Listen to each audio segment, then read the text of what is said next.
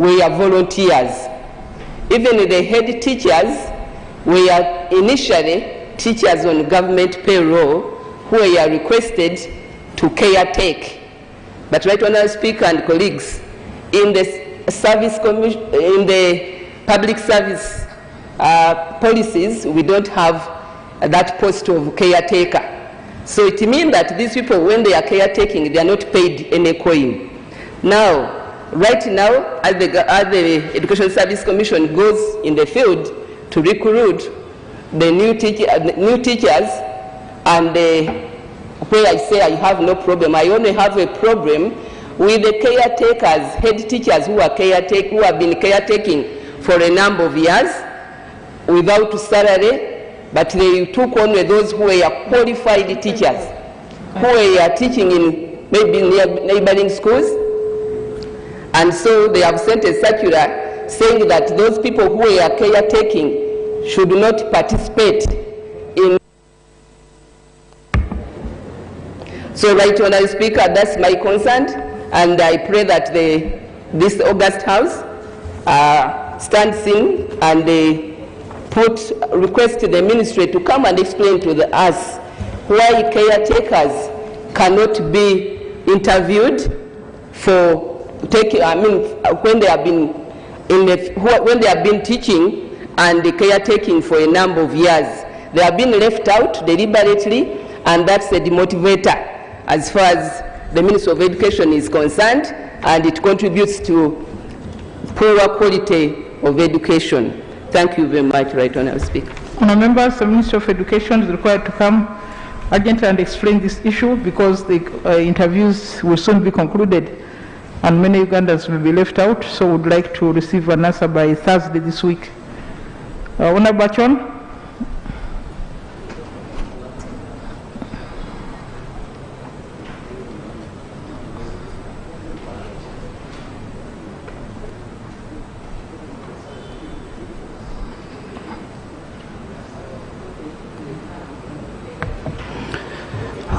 Thank you very much, Honourable Speaker. A raise on the security matter, national importance. On 21st this month, we heard a cattle wrestlers in the neighboring district in Karamoja, which was on Sunday at 9 a.m. in the morning. They came and raided cattle or cows. Yes, in the morning. They're coming in the daytime now. So, Madam Speaker, this has been a long-term insecurity people in the north, not only Otuke as a talk. Fortunately, when they raided the animals, we heard the one security guy who fired a gun on the hare and they ran away. They did not take the animals. Many times we have raised the issue to the government. Even the day before election on the 13th night, we talked to the Minister of Defense to really help people of Otuke. Most people slept in the bush that time. Even on Sunday, still people slept on the bush. So, Madam Speaker, I would ask for the government really to help people of Otuke with security.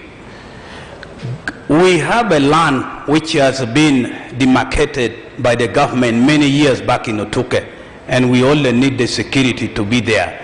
And the few security we have 8. They're requesting if the government would provide them with the motorcycle, because when these cattle wrestlers come, they can walk and help.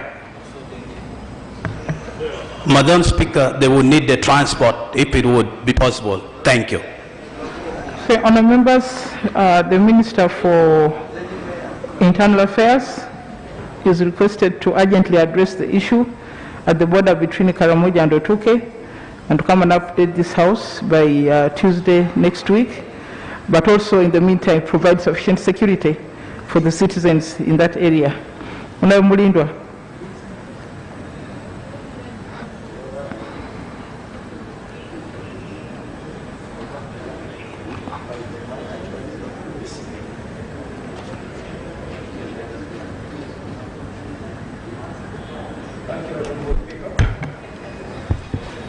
Thank you, Right Honourable Speaker.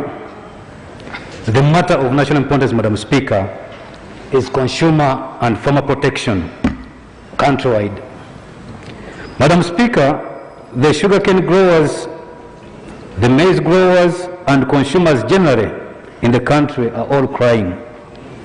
Madam Speaker, consumer protection is the practice of safeguarding buyers of goods and services and the public against unfair trade and credit practices, oppressive bargains, qualitatively deficient goods and services, as well as dangerous goods and services in the marketplace.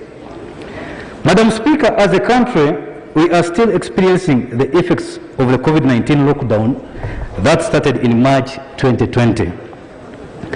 Madam Speaker, our people have always been exploited in times of planned crisis, times of force majeure, by manufacturers, traders, transporters, among others, to worsen prices for profit, greed, or you can call it ego.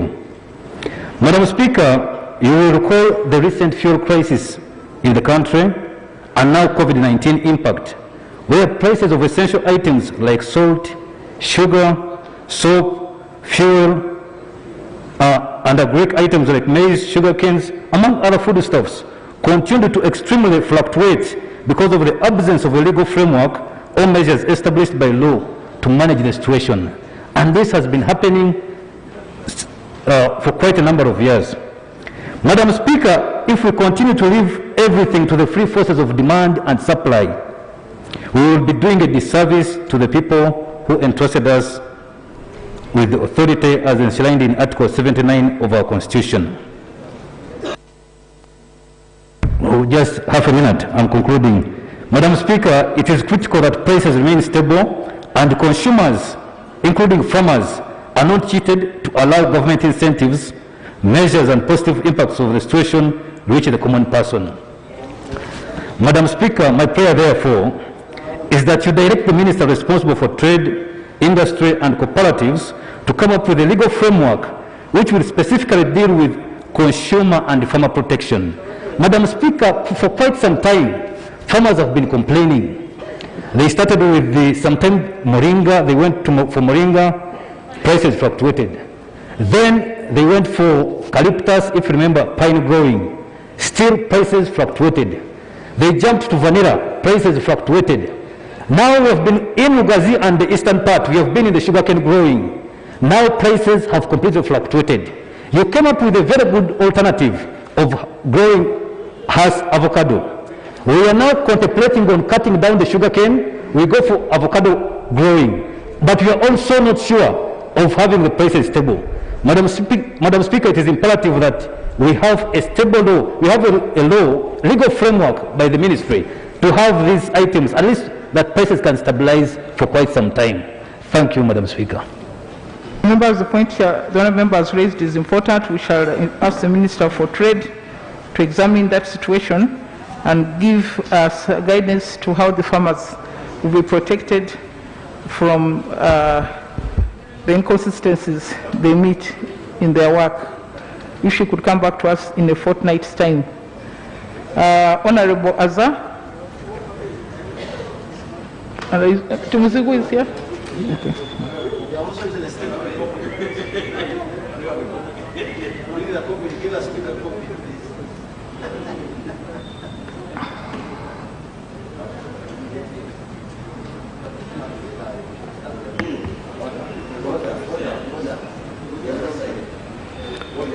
Thank you very much, Madam Speaker and my dear colleagues. I rise on a matter of national importance, and the issue is about the road link between Laropi, Afodi Jali Road, and a 1 kilometer bridge across River Nile in Moyo district. Madam Speaker, the government of Uganda, through Parliament, around July 2020, borrowed $235 million from African Development Bank for the construction and development of Laropi, Moyo, Afodi, Sudan border road, measuring about 37 kilometers, and a 1 kilometer bridge across River Nile. which forms part of a regional, national, and international route connecting the remote northwestern region of Uganda and South Sudan. Madam Speaker, the issue here is that while currently survey work, stakeholders, and community consultations work is going on for compensation, the Sudanese security and authorities at the border halted the process about 2.5 kilometers inside Uganda. And apart from that, other projects previously stopped or halted by the said authorities, including, among others, MTN mass construction for communication to serve the people of Moyo sub-county. Secondly, a borehole or water construction work for the UPDF soldiers who are staying along the border and trying to patrol. Thirdly, Madam Speaker, beatings and harassment of farmers in the gardens, stealing their crops, animals, the goats, cows, chicken, and so on. Not only that, Madam Speaker, the road that is meant for smallholder farmers was stopped. Road that's supposed to connect Bari, Arapi, Padiga, Goopi, Afoji, and Bamure was halted because of all this. This was meant for ferrying produce from the remote areas to the market places. Madam, our prayers. 1. Redemarcation of the border so that we can know our areas of jurisdiction. Please, Minister of Lands, Minister of Internal Affairs, and Foreign Affairs, come to our rescue. Secondly, Madam Speaker, patrols by our security forces along the border for peace. And this can only be effected by the Ministries of Defense as well as that of Internal Affairs. Thirdly, the resumption of the construction of our road networks. Minister of Works, please come to our rescue. We really badly need our roads. Fourthly, the MTN mast that's supposed to be constructed. Please, Minister for ICT, come to our rescue. Lastly, Madam Speaker, just like in Iteso, our cattle were raided. We lost very many of these cows, and really we need restocking. We need restocking so that we can also recover our raided cattle and enjoy economic development. Thank you very much, Madam, for giving me this time. Thank you very much, honourable members. Prime Minister is requested to examine the issue of compensation of the people who are near the Sudan border, as proposed by Honourable Azza. Secondly, the Minister for Lands, who is here, do we have a border dispute with the Sudan? That's our borderline is not known, because in the last parliament, I think they even arrested, they grabbed our committee members from the Uganda side. The Sudanese grabbed our committee members from the Uganda side for some time. So we would like to know, are the boundaries known? Are they clear? Please take an interest in that. And then, of course, the Minister for Defense, to ensure that, that our borders and our population are secured from indiscriminate attacks from the neighboring country. If we could have a response on this one in a fortnight's time. Honorable Timuzigu.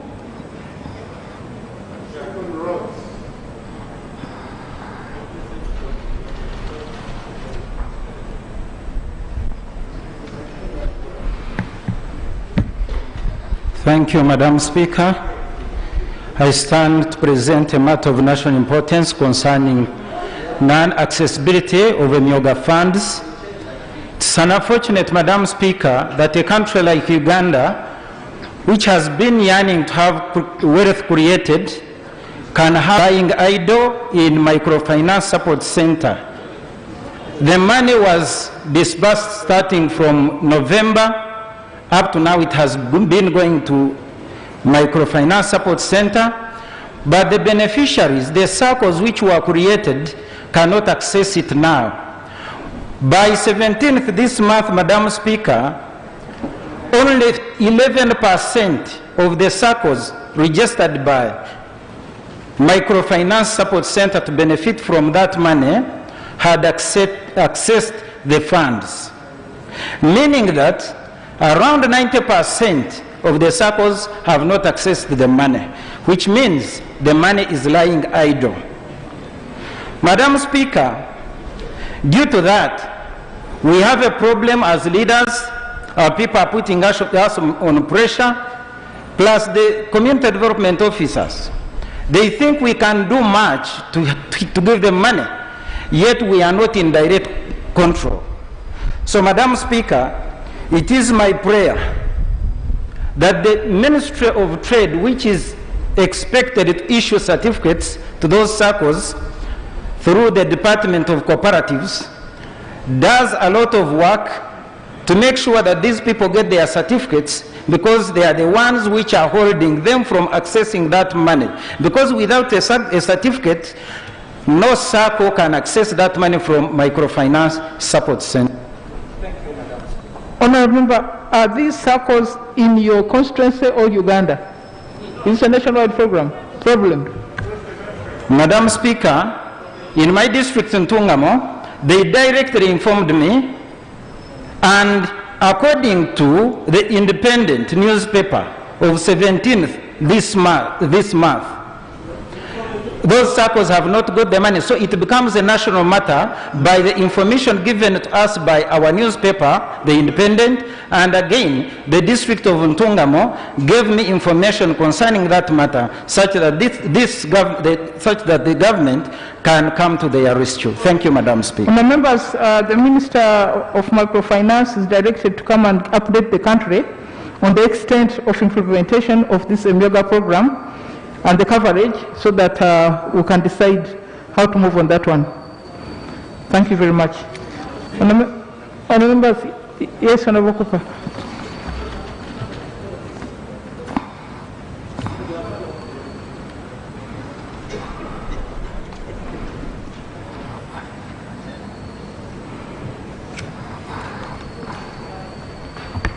Thank you, Madam Speaker. Madam Speaker, sorry to come in at this time, Madam Speaker, but this is a matter of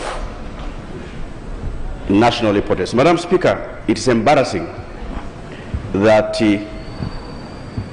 someone is giving permission and granting a carbon to be established in Kololo. Kololo is our prime area.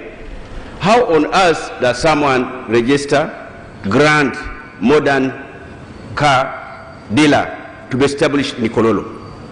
I was shocked, Madam Speaker, yesterday and this morning coming through Kololo with a big banner in Kololo that a modern carbon is going to be established here soon.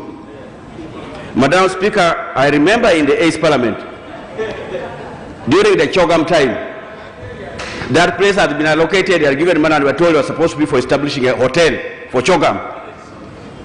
At that time, I remember again I raised the issue because they had even carved part of the bypass, Lugogo bypass road. Until we raised the matter, and Madam Speaker, you directed Honorable Byabagambi to go there and he stopped it. But today, a carbon is being established in Kololo. It will cause congestion, jam, insecurity in that area. Madam Speaker, I request that you direct the Minister for Presidency where KCC falls, and good enough the chairperson also of the Presidential Affairs is also here, Madam Speaker. This should be stopped, and stopped now. We cannot allow this ad hoc way of doing things, moreover in the city. Madam Speaker, and the residents of Kololo should really be concerned. If you look at the situation of Karen, which is a high class in Nairobi, the landlords are the tenants, even after the very you cannot just establish anything there. Yes, Honorable Minister.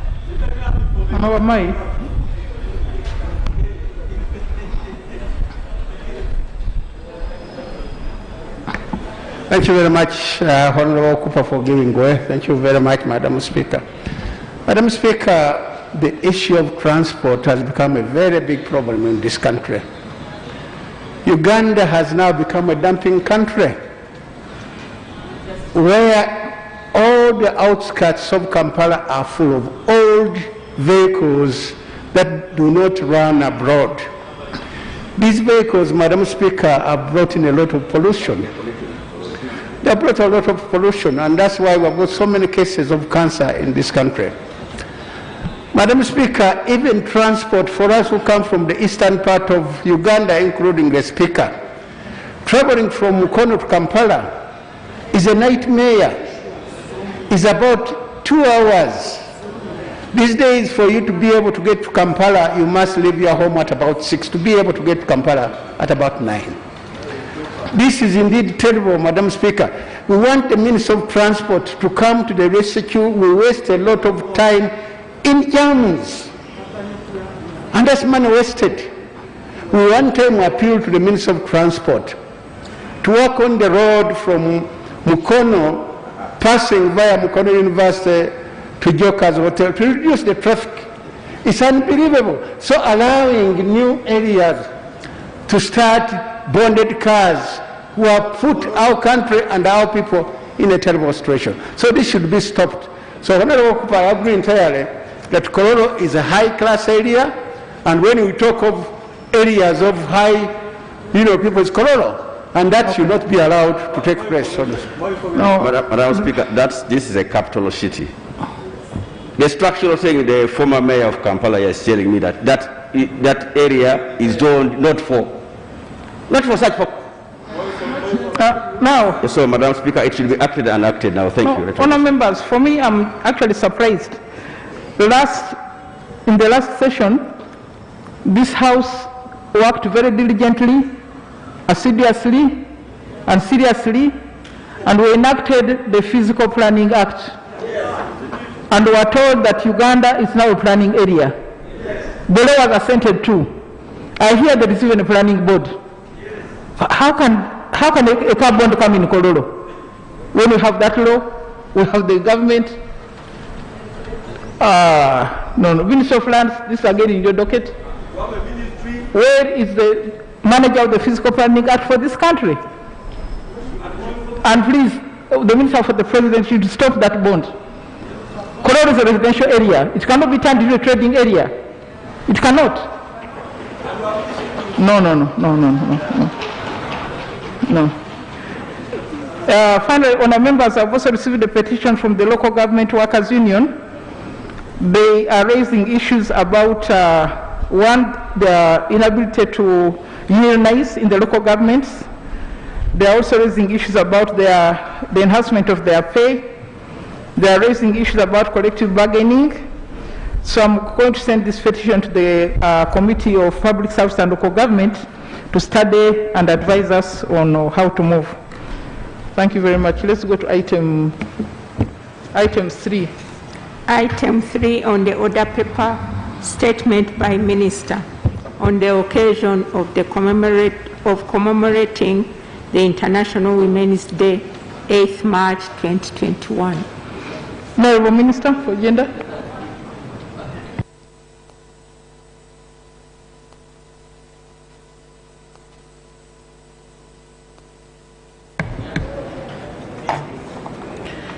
Right Honourable Speaker and honourable members of Parliament, in 1975, the United Nations declared an International Women's Year and recognized March 8th as the International Women's Day, on which all member states recognize and honor women. The International Women's Day has its origin in the struggle by women for social change and their rights to participate on equal terms with men in political and economic processes. It is a global day for celebrating the achievements made on the delivery of gender equality and women's empowerment. The day also serves as a call for action to accelerate progress towards gender equality and women's empowerment. Uganda declared the International Women's Day a national day in 1984 and has been celebrating it on an annual basis. In the year 2021, Uganda will once again join the rest of the world to celebrate the International Women's Day and renew its commitment to promoting gender equality and women's empowerment, as well as lay strategies for future actions in collaboration with other stakeholders. Right Honorable Speaker and honorable colleagues, since the previous celebration, the stock of interventions on promoting gender equality and women's empowerment include promoting wealth creation through Uganda Women Entrepreneurship Program, Youth Livelihood Program, Operation Wealth Creation, and other programs to improve livelihoods at household levels, addressing gender-based violence through raising public awareness to prevent occurrence and providing survivors with services for health, care, justice, and psychosocial support, ensuring that women access inputs for improved agricultural production, including value addition, promoting girls' education, and skilling women and youth for employment and job creation. Right Honorable Speaker and honorable colleagues, the national theme for 2021 celebrations is building on the women's strength for a better future in a COVID-19 world. The theme highlights the situation of women during COVID-19 pandemic and also serves as to generate a national dialogue on the urgent need for gender-responsive national COVID-19 response, plan to mitigate the impacts of the pandemic on women and all communities in Uganda. The theme will raise public awareness and appreciation about the role of women in shaping a more equal future and recovery from COVID-19 pandemic. It's now a year since the government of Uganda implemented measures to curb the transmission of COVID-19, which has impacted on all aspects of the national economy and people's lives. According to the World Health Organization, coronavirus dashboard of February 10, 2021, Uganda has registered a total of 39,883 cases, and 14,440 have recovered, and 327 have died due to COVID-19. COVID-19 and the lockdown measures have impacted on the income levels of people, especially among women and girls who are generally earning less, saving less, and holding insecure jobs. In addition, the pandemic increased the burden of unpaid care work, escalated gender-based violence, among other challenges. COVID-19 is undoing the significant gains that the government of Uganda had registered on gender equality and women's empowerment. The International Women's Day 2021 celebrations will highlight the impact of COVID-19 on women and girls, take stock of governments and other partners' response efforts and initiatives to guide gender responsiveness of the National Disaster and Emergencies Response Plan. Right Honorable Speaker and honorable colleagues, I wish to inform you that the venue of the national celebration is ordinarily selected on a rotational basis among the regions of the country. However, due to the increasing level of morbidity and mortality caused by COVID-19, the Ministry of Gender, Labour and Social Development will hold a scientific celebration of the International Women's Day 2021 at State House Entebbe in order to abide by the guidelines and SOPs issued by the Ministry of Health. The chief guest at the celebration will be His Excellency, the President of the Republic of Uganda. Right Honorable Speaker and honorable colleagues, the Ministry of Gender, Labour and Social Development is guided by its mandate to oversee and coordinate the organization of national celebrations, and in this respect will lead the other stakeholders in the commemoration of the event. Government MDAs, civil society organizations, private sector, media communities, and individuals are all involved in the preparatory activities. All local governments and KCCA have been informed and guided to observe the International Women's Day according to the guidelines for commemoration of the national days, including SOPs of COVID-19. I therefore wish to note that a few members of Parliament will be invited to join the Ministry of Gender, Labour and Social Development and His Excellency the President in State House to celebrate the International Women's Day on the 8th of March 2021. I also wish to encourage you to participate in the district celebrations in your respective constituencies to commemorate the day while observing the SOPs on COVID-19. I thank you. Thank you very much, Honour Minister. Of course, members will be able to contribute. However, I just have two areas of concern. Honour Minister, you have said the theme of this year is going to take into account the impact of the COVID-19 on women. I don't want to anticipate what you are going to present, but I think it would be more meaningful if maybe additional funds were found to support women in this country, in addition to what is available. That would have more meaning to them and to show that the government is aware that the impact on them has been exceedingly high. Secondly, you say those of us who will not go to State House, we should go to our districts. Can you tell us, are we invited there? How the celebrations in our districts? I think we want to know, because they are telling us to go there. Members can contribute. Honorable Noelin? Noelin. Then Robina? Asamo? Let me write. Oh, the men, yes, I've seen the men.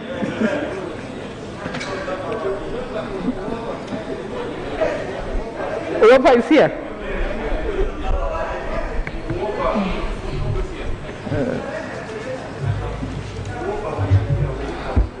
Thank you very much, Madam Speaker, for the opportunity. I want to thank the Minister for the statement. Madam Speaker, the Minister in the statement mentioned, just like you've just said, that part of the celebration is going to assess the impact of COVID-19 on women and the children.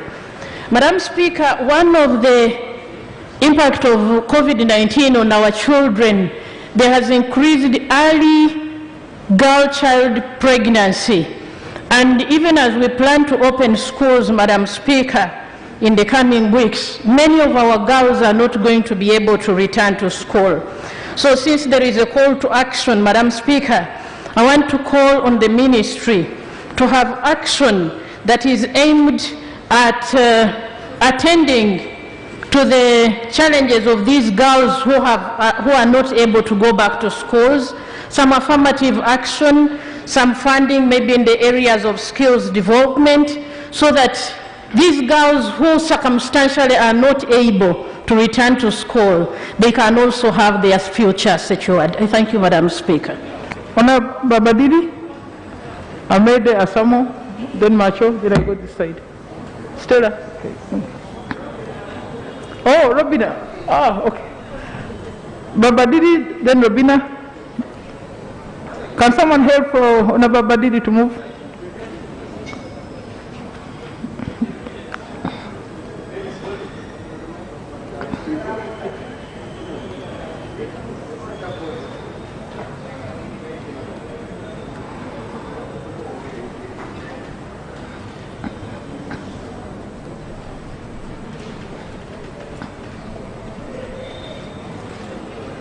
Three minutes, please.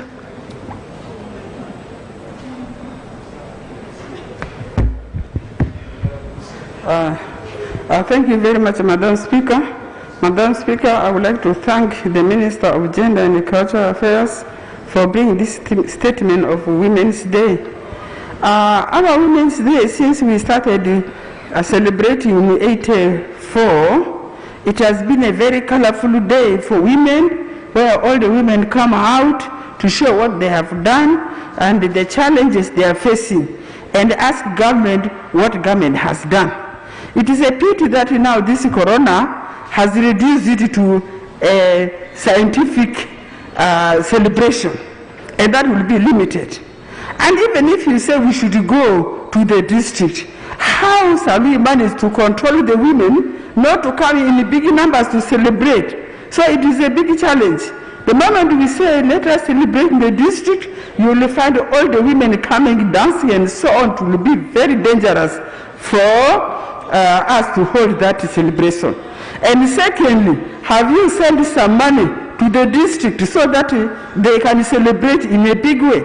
Because quite often you don't give enough money for the women for celebrating their day. Madam Speaker, according to the theme of the day, we are talking about the effect of COVID on women and what we can do. Indeed. Okay, half a minute. Half a minute to conclude.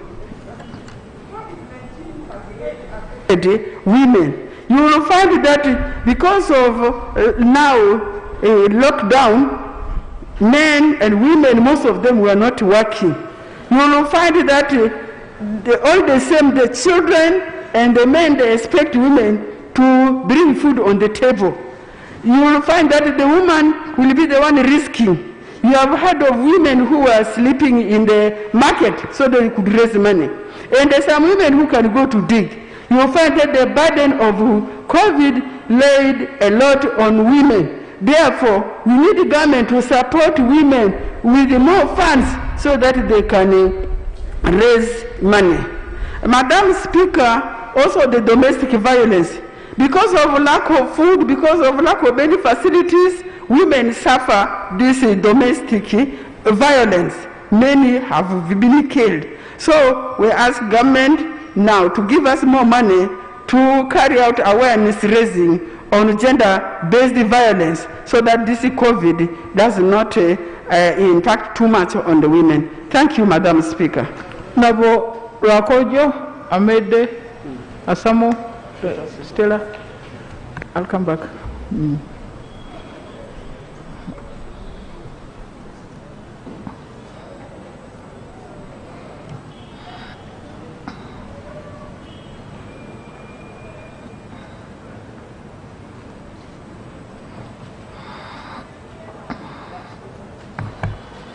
Thank you, Madam Speaker. This is my first time to talk since we came back, so allow me to congratulate you on being re-elected. Thank you. Regarding the theme, I first of all want to thank government for promoting the empowerment of women, their inclusiveness in the political, socio-economic spheres, representation on women commissions and other constitutional bodies, because we've seen this being recognized. And I want to thank the Parliament of Uganda, the women, the Ministry of Health. We saw the Minister, the PS and others during the COVID period continuing to come up and deliberate on matters that affected this country. Thank you so much. I also want to say that a number of women came up to protect their families, and there was some food security in a way. Right now in the constituencies, there's a lot of maize that is being harvested. They took their children to the gardens and they actually farmed.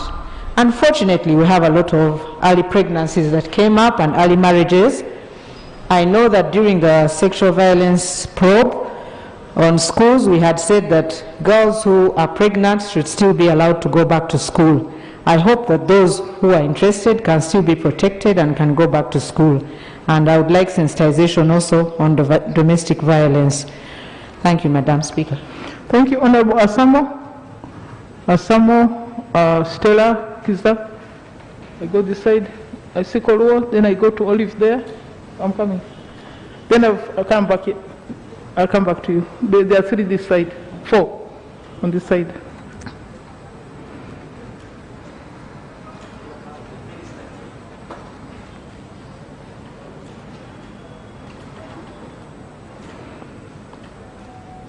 After Honorable Samuel, it will be Honorable Kiza. So please move nearer because the walking takes a bit of time.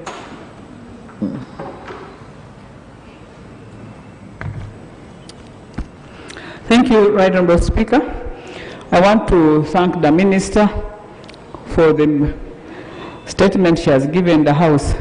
Madam Speaker, I think the effect of COVID to me would really looking at the women not in one group as a homogeneous group. We have women who are working on hand to mouth, and especially our women with disabilities. The COVID made them even eat into their capital. How I wish that such a category, government should look into them and give them a small stimulus package which can help them to come up. The other thing, Madam Speaker, with the COVID impact, the women are the caretakers. But I'm not very sure that the Ministry of Health has had a special program to train the women on how to manage the effects. If a person is sick, and as a woman, we always take this thing of really taking care of our people, and some of our people have died because of such contact. And I think that one we are aware about. The other thing, Madam Speaker, I wanted to know from the Minister, what steps has government taken to look at the situation of women, especially those ones who were in the market at that time. Families got broken, gender-based violence increased, and how do we save these women, even psychologically, to support them and counsel them and ensure that the families don't go down. Lastly, Madam Speaker, I want to add my voice to ask for more money for the women. How I wish Emioga is having percentages. Because when you put the Emioga as a general thing, you could have a percentage for women, maybe 50%, and the men can have 50%. And then also increase on the WEP program, because it has done and has results. So, Madam Speaker, I want to beg for an increased budget for the support of the women. Thank you so much. Stella Kiza, then Olive Koyechenga, Ona Mutonyi, Augon, they are coming this side. Then there are last 4 people on this side. Thank you, Madam Speaker. And I thank the Minister and her team for having chosen that topic for the day, the impact of COVID on women. I want her and her minister to relate it to the WEP funds. I have had challenges during the campaigns that the women who had got WEP funds, when we were in the lockdown, they were told not to return the installments which they normally return. But during the course of the time, the CDOs and the sub-county chiefs and the whole staff of the districts were demanding those women who received those funds to have the installments paid back. But remember that during the COVID, these women were affected because most of them were investing money in everyday tiny and petty businesses in the markets, which markets were closed mainly, and the women had nowhere to invest that money. And when I tried to ask the district teams, they were very naive and not very concerned. So during this celebration, Madam Minister, I would wish the government to make a pronouncement on forfeiting some installments during those days or months when the Uganda country was in the total lockdown. It can be calculated and be waived off to allow those women who had already taken the money, invested it, and their goods and other businesses failed because they were nowhere they were operating from. So your theme would be very meaningful to the common woman if, say, government forfeited that money completely or forfeited the 6 months of installments during the lockdown. And also to add my voice, that some additional money can be given under WEP, even if it is not a myoga, which a myoga has turned to be more complex for a simple woman. And let that WEP money be increased and cause an impact on the community. I rest my case. Thank you very much. Ona Okoyechenga, Olive, and then Ona Mutonyi, Ogon, is that Ongom? No, okay, everybody will speak. Koyechenga, then we go to Mutonyi, Ogon, then come this side, then we shall close with the 4 on this side. Thank you so much, Madam Speaker. And I also want to thank Honorable Minister for that statement. For the effects of COVID to the women, we all know that women have suffered during this time. I want to give the example. Last week, we lost lives in Obweju because of landslides. Many people died. But among people who died, 3 women died and their children, the girls. Only 1 boy died. That means that women, they suffer most to go and look for something for their families. They are the ones who sustain their families. And during this time of COVID, we have seen them suffering. We have seen them moving up and down to make sure that their families can be sustained. So, Honorable Minister, like my other members of Parliament, I also want to request that we need to add more money in the groups of in WEP, especially WEP. Even the Myoga money can also help. I was also thinking that in this Myoga money, if we can find how we can help the groups of women, or we can also add that provision of women so that they can get more money to sustain them. These women, most of them who have been working, they have reached the extent of eating their capital because of what is happening in their families. So I think we need to look into this and help women to come up and do their businesses. I thank you. Now, Mutonyi Awogon, then Joy Ongom, Franca.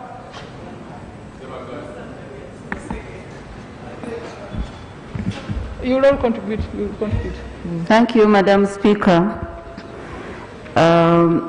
You mentioned something, but I would like to supplement by seeking clarification from the Minister after she said a few people would be invited to State House and the rest of us can go to the districts.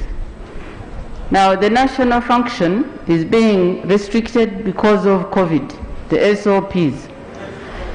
Where are their guidelines how the districts are going to hold their celebrations? Because the normal way usually is that the women are collected from the villages, they come to wherever the function is, and they dance, they sing, and so on. Are there guidelines?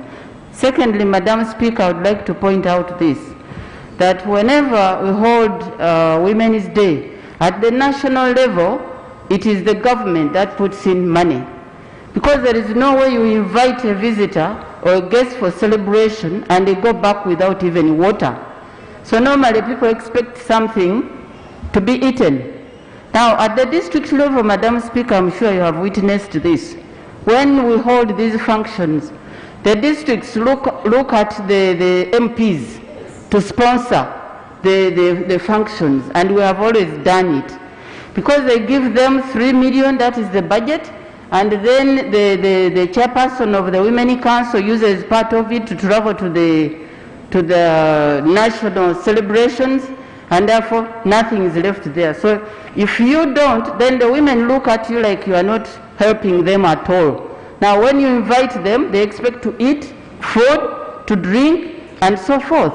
So is government, for future purposes, planning to put something to help the women and show them that they can celebrate their day, or it will continue being the responsibility of the MPs, which is a big burden to the MPs?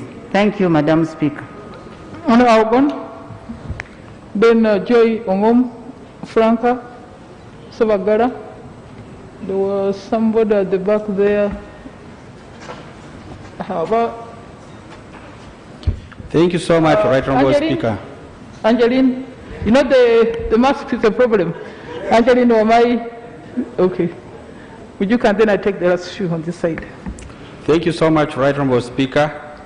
One, as an ardent ally of the WOPA, I'm concerned, and I always speak my mind, I think, one, the minister needs to send money down there to the districts and make sure that this time around our women enjoy. Send money. We can let the people enjoy. Most times they get only 3 million, and that is really a problem. That money is so little. Number two, right, Honorable Speaker, we have a lot of bills that are pending here. The gender-related laws. I'm talking about the sexual offences bill. I'm speaking about the succession bill. I'm talking about the employment bill amendment. The HRDP. We are talking about human rights defenders protection. Most often, it is the women who bear most of these abuses from other people. But we need to protect them. These laws come in handy to support the women. The legal aid bill. Most of the women, when they have a problem and they need to run to a court of law, they cannot afford. What are we doing to really make sure that most of these laws are brought into law? These bills should be really made to law. Right, Honorable Speaker, on the issue of empowerment, it is my recommendation that we double the WEP. We double and give to the women. We also double this yoga money. Most of those groups, when you study, you will find that it is mostly women who are in those groups. And they are the ones who are suffering. During the times of the lockdown, I discovered that most men actually got the problems when they try to come out to look for money. And therefore, the whole burden lay on the women to put food on the table for everybody to eat. And therefore, we cannot close our eyes when the women are suffering at that level. Right, Honorable Speaker, we need balanced interventions. Last time I saw on the newspaper an article which was talking about 31 districts benefiting from a fund which was going to help in treating hepatitis B and also testing. But this was all in one area, one region, one corridor. What about the women in my place in Ikumi? How are they going to benefit from these services? So I think the issue of equality, equity, balancing, everything being constitutional is a matter for our attention, Right Honorable Speaker. I want also to talk about Kumi Health Center 4, which is theater for operating women during childbirth, has not been done for the last 10 years. It's a problem. What is the gift you are going to give to my women in Ikumi? How I wish that government really does this at this time of Women's Day celebration. Okay. I think it was Joy Ongom. Then Angeline Frank Asavagara. Then I get the last group here. Thank you so much, Right Honorable Speaker. I want to thank the Minister for the statement. Madam Speaker, I appreciate the National Day shall be celebrated at State House, and the District 1 shall also be held. And many members have asked questions how we are going to handle the District 1. Madam Speaker, I want to bring to attention of this House, and I know many female members of Parliament shall attest to this, when it comes to the Women's Day, the RDC, who is a male RDC, will want to take charge. They say if His Excellency is the chief guest, what about us? We are the representatives of the president in the district. And they don't give the women members of Parliament opportunity, to air issues to the women. That is the only day that MPs have. I wish the Minister of Gender should come out clearly on have a position on this so that female members of Parliament take charge on such a day. And Madam Speaker, I appreciate the Women's Day, but also we are aware of the concerns of the women, especially during this time of COVID. Madam, when we were for electioneering, the files that we get from the women groups on CDD, they felt we were the ones who were going to sponsor too many requests from the women's group. And I feel that the Minister for Microfinance should come out clearly. Women have put in money, and money is lying idle in the banks, 20,000 per person, for 30 members, that is about 600,000 lying idle in the banks, and they don't want them to withdraw. In the banking system, you bank, you withdraw, you put it in business again, you bank it, but they are not allowed to withdraw such monies. And women don't have capital. You know, that is enough money for them to handle business. Let the Minister of Finance, Microfinance come out clearly on this position. Madam Speaker, I wish the Minister for Gender. At first, your ministry had a program called CDD, Community Driven Development. It helped the women so much, but you know, you put a program, it is handled, it is phased off, and then another programs come out. CDD helped the women so much, put some money on that. And also on the money of WEP, let's use this position as we go to celebrate the Women's Day. We are saying, let the money for WEP, Madam Speaker, let the money for WEP be doubled or tripled. Women are trusted community. At least they pay back their money and they utilize their money to help their population. So let us use this opportunity to add money in the budget for the women for WEP. Thank you so much. Honorable Frank Akelo, Sabagara Wamai, Osege. Then I go to Mujuke. Is that Connie?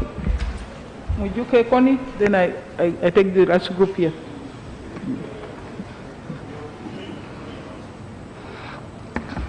Thank you very much, Madam Speaker. Madam Speaker, as I support this motion by the Minister of Gender, I would like to wish that government would find a way of making this day called Women's Day a meaningful day by engaging women in different activities that would, in that financial year, lead to productive activities that would therefore make the meaning more meaningful, the meaning of the theme for that financial year. Madam Speaker, many years since I began to celebrate the Women's Day, every year we get there, women get, of course, excited, they come over, the theme is there, they listen to speeches after one after another, the LC1 speaks, the LC2 speaks, the LC3 speaks, the women, chairperson of women's whatever speaks, and then up to the RDC and so on. At the end of the day, Madam Speaker, the women who have come there go back with the speeches, but they wait for the next celebration. When during the course of the year, no activity related to the theme of that year is sponsored by government. So I wanted to request that the Ministry of Gender finds it meaningful this year, maybe from next year on, to ensure that the theme of that year is put into practice by making sure that funds are tendered towards activities of women. Secondly, Madam Speaker, most women at the grassroots engage in production, especially in agriculture. How I wish, even for this financial year, we would engage women in their productive activities, especially rural subsistence agriculture, those engaged in subsistence agriculture. Most of the cries of women, Madam Speaker, is that they, after harvest, some of them realize bumper harvest, but they do not gain a lot from the bumper harvest of what they have planted this financial year. Because actually no woman would cry of poverty if prices of their harvest, prices of produce would be high enough to and the market for their products would be found to enable them sell and get enough money from the proceeds of their work. We actually don't need to give people actual money, but what they do, they should be able to realize some money from it to sustain their families. Otherwise, Madam Speaker, it's a good cause. All of us as members of parliament, most of us have participated in celebrating Women's Days in our districts, but we have seen the challenges. Lastly, Madam Speaker, I'm sure you have even alluded to it. I'm sure most women experience the challenge of celebrating Women's Day up to sub-county level. For instance, 8th of March, it is celebrated at national level. After that, the districts will start celebrating theirs. But at the district, most women are not able to make it up to the district headquarters. At the end of the day, the woman, especially the woman MP, is engaged throughout the year all sub-counties want to celebrate at the sub-county level, others take it up to district level. At the end of the day, the woman member of parliament takes most of the burden of these activities and they invest in it, and at the end of the day, Madam Speaker, we don't see really much, and women MPs are not supported very well. I wanted to end by asking the minister to support the women MPs to engage in these activities meaningfully. Thank you so much. Okay. Honorable Osebagala, Wamai, Osege, Mwijuke, Koni, then I cross the side. Thank you very much, Madam Speaker. Madam Speaker, when we talk about the Women's Day, what rings a bell in my mind is women empowerment, Madam Speaker. How I wish, Madam Speaker, that such important days like this Women's Day should be given, women should be given priority. I heard that His Excellency is the chief guest. Madam Speaker, it is my wish and prayer that in future we get a woman to be the chief guest, because this is their what? This is their function, this is their day. Madam Speaker, we have women who could be chief guests in as far as this function is concerned. Second, Madam Speaker, when you look at the empowerment we are talking about, we have 3 arms of government. Now we are talking about 4, even the media. Now, we want to empower women. The first arm of government is executive, which is being led by a man. Then when it comes to judiciary, it is also led by a man. When it comes to parliament, at least we are balanced. It is led by a woman, a capable lady, Honorable Rebecca Itwala Kadaga. I'm not just campaigning for her, but that is what I'm exactly doing. We cannot give all the arms of government to men. We cannot give all the arms of government to men. We must see women being empowered, at least because we know that the executive is led by a man, the judiciary by a man, the media by a man, now the speakership, those who are going to be in the 11th parliament. We should ensure that the head of parliament is a lady, and that lady is none other than Honorable Rebecca Kadaka. I'm not campaigning, but I'm just telling the truth. Thank you very much. Okay. Honorable Wamai, Osege, then Mwijuke, Koni, then where is Amede, Ababiku, Macho, Jova. Some more heads are coming. Okay. Thank you very much, Madam Speaker. Madam Speaker, I also stand to support the Minister that Uganda, being a member of the UN, will join in celebrating International Day of Women. And when you look at the history, why this day started, the women who are working in factories, textile factories, were fighting for their rights. So it's a movement of women for their rights. Now, when we come to Uganda, I want to appreciate that the government has done a lot for women. And women now earn the same salaries when we do the same jobs. But there are some countries where women are being paid less. But in this country, women earn the same salaries as men. But now when we talk about COVID has devastated the work of women in this country. The children who are supposed to go to school, some of them are already out of schools. And some have been married off. Now, how can we celebrate this day in a meaningful, for the right of women? What government should do, instead of celebrating, they should come up with something that is going to help the women. For example, women are in business, and government should come up with loans at low interest rates. We have seen countries where the interest rates in banks are as much as 5%, 8%, 3%.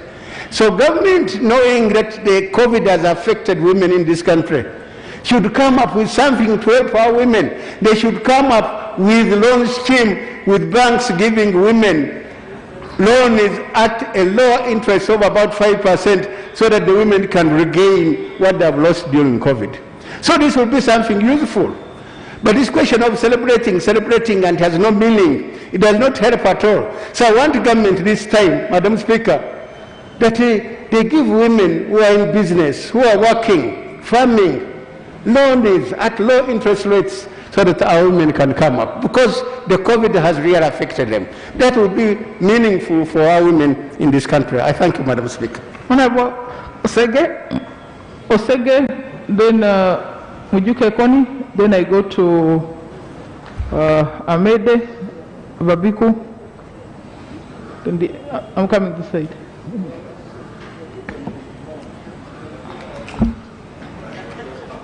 Thank you so much, Right Honorable Speaker.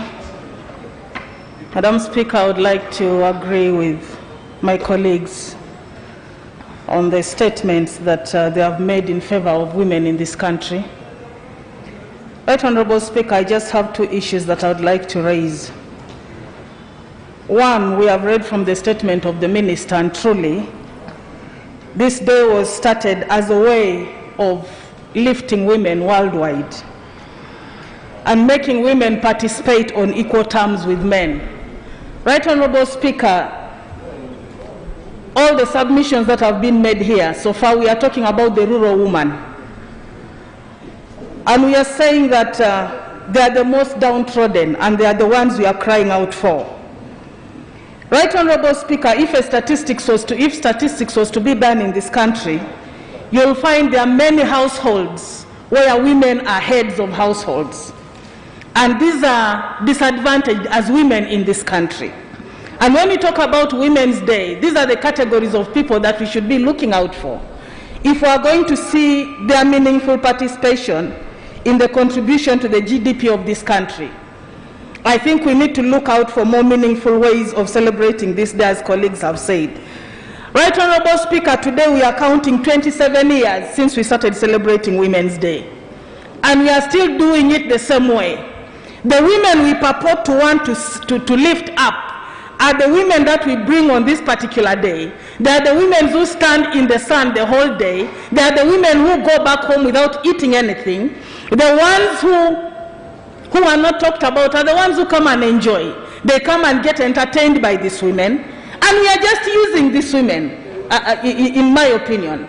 Right Honorable Speaker, I think that we need to change the way that we take this day and look out for a way of purposefully lifting up these women so that we can make them contribute meaningfully to their lives and to their families. Right Honorable Speaker, leaving out, besides the rural woman, we are talking about affirmative action for women. We are here as women members of Parliament on affirmative action. But Right Honorable Speaker, I want to tell this House that women members of Parliament are more burdened than our male colleagues. If there is any situation in the constituency, the African nature is such that a mother is the first to be approached in case of any problem. You are talking about supporting a household under any circumstance. It is the women members of Parliament who have to do it. And what's more, the constituency of a woman member of Parliament is larger than that of a male member of Parliament. You'll find in a district you have 4 male colleagues, and it is the woman who is running all of them.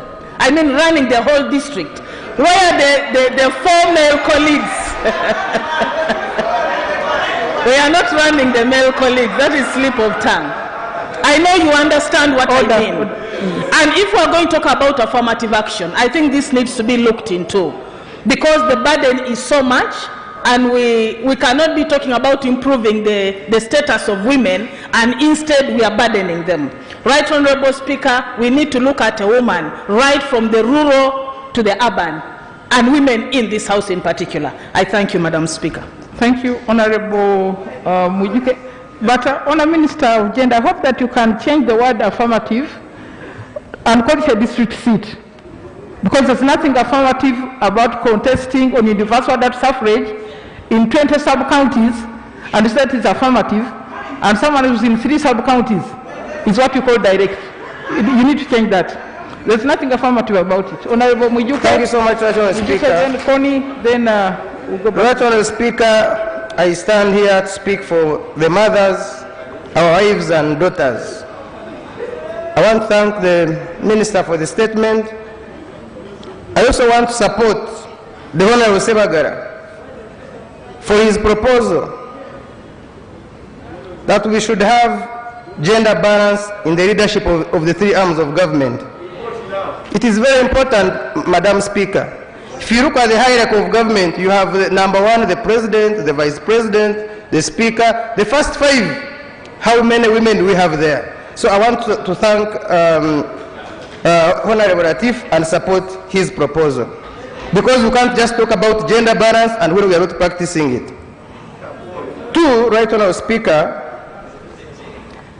the Minister talked about the criteria of getting a venue.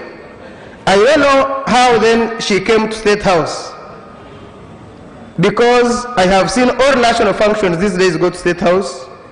I don't know whether then the ministry spends money to organize functions in State House, or it is State House that organizes.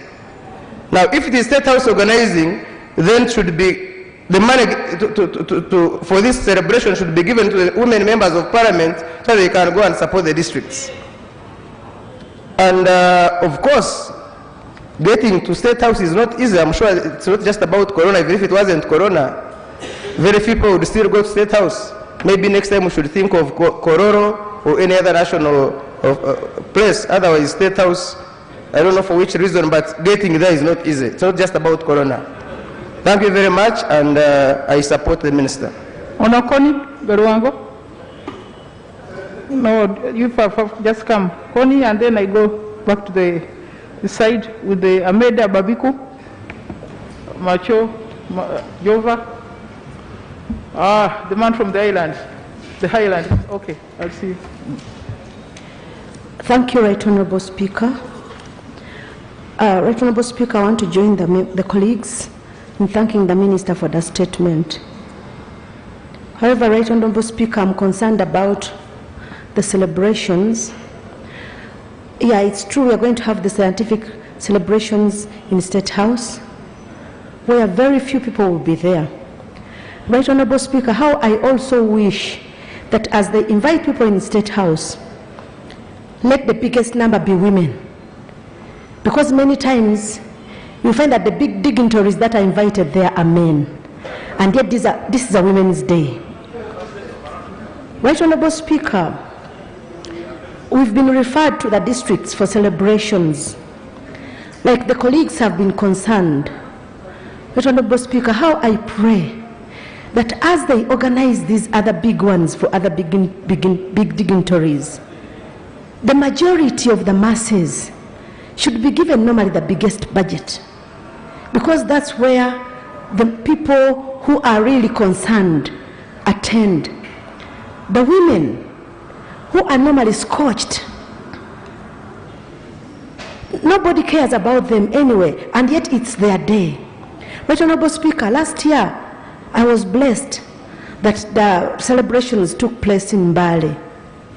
But what I observed is, when we were organizing for tents, food and others, it was basically, the tents were for the big dignitaries. And then when we said, but they are not enough, they said, no, the others can stand. But it is now this very woman who is celebrating, who is standing under the sun. And the big people who have been called, who are majorly men, are seated in big tents. Something has to change. And therefore, I'm requesting the Minister that as they are planning this, And like we've said, COVID, I don't know whether COVID is only going to be in the State House and not in the districts. Because we cannot stop these women from coming. And even as they come, what do we feed them on? We're just from an election, and many of us have been hit terribly.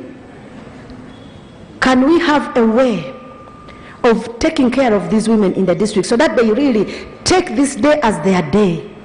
And how I pray, like one of the colleagues has said, a landmark be left in every place where a celebration takes place. There must be something to note. Either there should be, actually I'm suggesting that maybe a bank is opened for women. Honorable Speaker, I wanted this to be on record, that in every district where it is celebrated, let there be a women's bank opened, so that they know that as they celebrate, something is, they celebrate what they see, not only going to dance and sing for the guests and then they leave hungry. I want to thank you, Right Honorable Speaker. Thank you, Honorable Ahmed. What Honorable Kony has said reminds me that the government did propose an agricultural bank. I hope that during this budget something will be said about it. Honorable Ahmed, Ababiku, Macho, Jofa. Yes, we get the Misindo and Lugazi. Thank you, Honorable Speaker, and thank you, the Honorable Minister, for the statement. I have a few concerns. One, I'm requesting the Minister that we engage us, the women members of Parliament, more on policy issues by way of circulars and communication, because many times it's very difficult to get information from the district officials. Even in the hierarchy of government, it is quite awkward to be pestering people at the district for information when you could readily get it from the headquarters. Most issues have been touched on. The issue of government programs, many of them falling short of gender targets. Yes, that is true. I would like you to take more note and engage the public service. Even as heads of departments, you can just take an audit. For example, Ministry of Finance here, the heads of departments of middle level managers, who are they? They are all men. So even in the public service, women are not doing very well in terms of growing their careers. The issue of WEP in Butevo, it performed so badly. There were so many women groups that were fleeced by CDOs, and at the end of the day, many groups didn't get money. So the women were so demoralized when it came to Myoga, and yet even as of now, the Myoga program was not systematic. In the beginning, it started as if when people paid membership fee and then subscription, 10, then another 10, we thought that was it, that the money was free. Now it turns out to be that it has to be a revolving fund. Some women have actually preferred to pull out of the program, and the district people are telling them they can't pull out of the program, they can't redeem their money. So this also brings me to ask you to rethink how government implements their programs. Many regions are not at the same level, yet you come with one-fits-all arrangement. The level at which women are in Butevo is not as the same in other regions. Some people need a startup push. Thank you. Honorable Babiku, then Honorable Macho, Honorable Kamateka. That's Fakwach. Honorable, yeah, Fachito. Okay, we shall close with Senyu. Oh, Namisinda, that there. Honorable Masika and Honorable Sozi.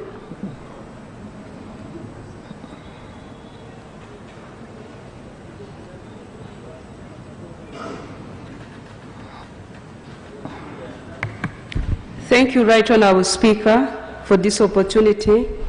I want to thank the Minister for this submission.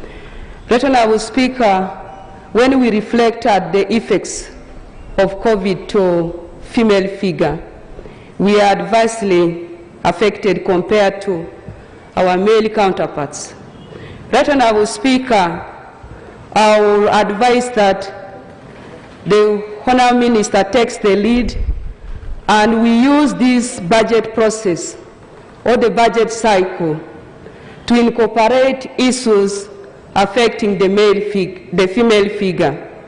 Right Honourable Speaker, women have lost their businesses and also their social status slowed down seriously.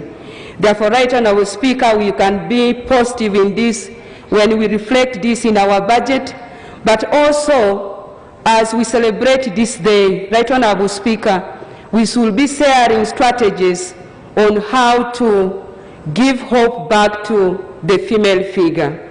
Right Honourable Speaker, I request that the Honourable Minister spells out specific strategies to this House and also inform the country about what the government, with the support of our ministry, is going to put in place in order to revive our hope. Right Honourable Speaker, I'm making 10 years in this House. The plea to have funding for this celebration in our districts by the center has been there all out. But Right Honourable Speaker, what happens is local governments try their best. And remember, Right Honourable Speaker and colleagues, the local revenue generation capacity in our districts is too low. Therefore, the districts offer whatever they can. The minimum ranges in my district from 500,000 to 3 million. Right Honourable Speaker, all the burden is shifted to outsiders and political leaders. Right Honourable Speaker, I wish that we make a turn on this plea. Therefore, our Honourable Minister, for once, can we have the support of central government in sending specific money to support the local government?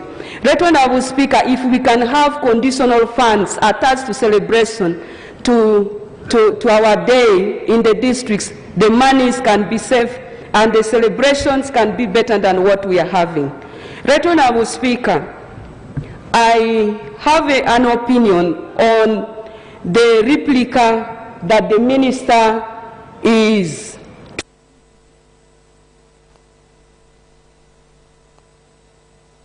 conclude, please.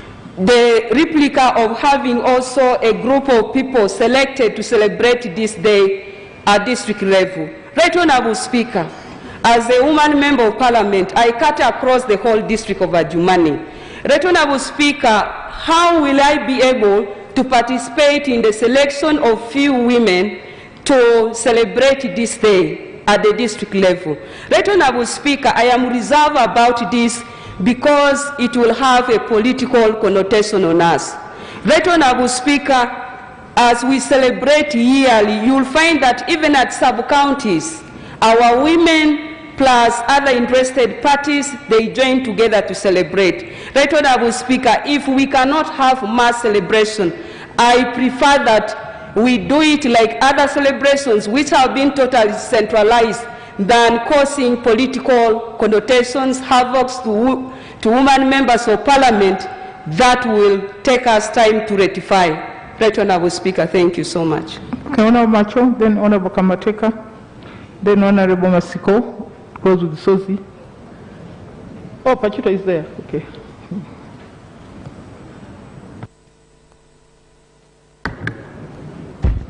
Right Honourable Speaker, I want to thank the Minister, Honourable P.C. Mutuzo, for her very good submission concerning the Day of the Women in this country. And Honourable Mutuzo, congratulations. I know you and my sister Opend as one of the good ministers in this country, and moreover, you are women. Right Honourable Speaker, the theme of this day was carefully selected, building on the women's strength for the better future in COVID-19. I am lucky to be born in Busia, a district which is on the border of Kenya and Uganda. We were the first district in the whole country to be put under lockdown. For completely 9 months, during that time I witnessed markets closed, like a Busia Sophia market, like a Busia Produce market. These markets are full of women. And Madam Speaker and my colleagues, as I talk now, Sophia market was completely closed. And the women who were working there had loans they had acquired from banks, were renting, were educating their children. I therefore, Madam Minister, since I've praised you in the August House, that I propose that for the benefit of the women, of the cross-border women who are doing business in Busia, you get part of the donation of COVID-19 funds, because since the donations were done, up to now the money is still lying idle on account, we have nothing to use it as a country. You get part of that money and you give to the cross-border women, not only in Busia, but to Mutukula, to Alegu, to Malaga, and other districts that were under lockdown, so that these women can begin doing business, because if you empower a woman, you have empowered their home. Secondly, this reminds me, Madam Speaker, of the emancipation and the empowerment of a woman of Uganda. I want to agree with Honorable Sebagala and Commissioner Honorable Mwijuche that as we have 3 arms of government, I want to thank God that the executive is being manned by a man, my mentor, President Yoweri Museveni. I want to thank God that the judiciary is being manned by our Chief Justice, Owinyi Odola. But I'm also praying, Madam Speaker, that to maintain the Commonwealth status quo of emancipation of women, the 11th Parliament still needs you. The 11th Parliament still needs you, Rebecca Kadaga, so that the women of Uganda can continue being a star in Africa, being a star in the Commonwealth countries, that a woman, and major an African woman, can manage what other women in other parts of the world were not believing. Lastly, Right Honourable Speaker, truly I have a fear that we have increase in gender-based violence, not only in Busia but in all other parts of the country. Minister Peace Mutuzo, something must be done. I believe this is coming as a result of economic fatigue in the homesteads. Government must come out with quickly an alternative to solve this matter. Because the way I see the women are being battered, the way the women are being beaten, and majorly by us men, it is not good for the name of our country. Thank you, Right Honourable Speaker. Thank you, my colleagues. Honourable Jova Kamateka, then Honourable Masika Sozi Pachuto, and close Senyonga. Thank you, Right Honourable Speaker. I'd like to thank the Minister for the statement and to congratulate the women of Uganda that soon will be celebrating International Women's Day 2021. Right Honourable Speaker, when I raised a concern about this statement coming late, I raised this concern 2 weeks ago, I was requesting that the Minister should inform us about, guide us about the mode of celebrations. We are grateful to learn that His Excellency the President will host the celebrations in Entebbe, but we are surprised to learn that the districts have already been guided on how to celebrate this day while the members of Parliament are in the dark. Right Honourable Speaker, the issue of communication, I think we should know first before the districts do. So we hope that the Honourable Minister, in response to our issues, is going to highlight the mode of celebrations at the district. And as Honourable Joy has said, maybe it would be better, Honourable Ababiku, I think, it would be better that since we have COVID, we have a centralized celebration and forget about the district ones. But if we get guidance, we are happy to do the celebrations. Right Honorable Speaker, we are grateful to learn that government indeed is aware about the challenges that the women have faced during COVID. We expected that the minister would come and highlight some of them. A few have been highlighted, but at least the strategies on how to deal with these. I don't think we needed to wait for the International Women's Day so as to know these strategies, but we will wait. As members have said, WEP has done a good job. The women have been faithful in taking care of their homes, in trying to raise household income. They have been faithful, they have paid back this money, especially when you compare them with the youths. And Honorable Minister, I hope that among the strategies that you are putting in place to revamp the women's empowerment, economic empowerment, you are thinking of increasing WEP. And as our colleagues have said, putting in place credit facilities for the women so that they can run quickly and get money, use it, and be able to pay it back. Indeed, this International Women's Day was about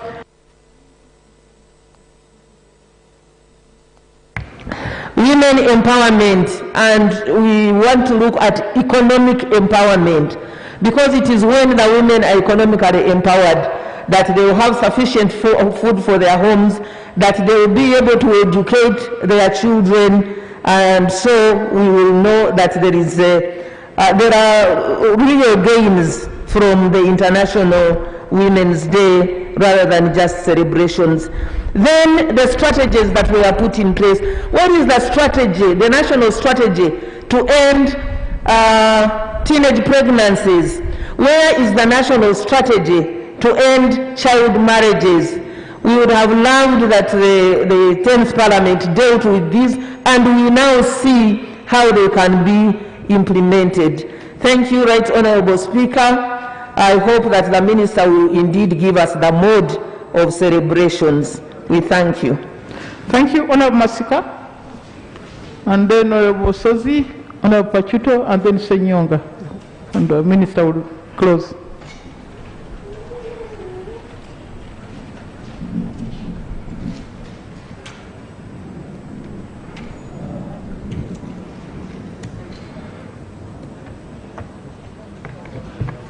Thank you, Right Honourable Speaker. I would like to thank the Minister for bringing the issue of Women's Day.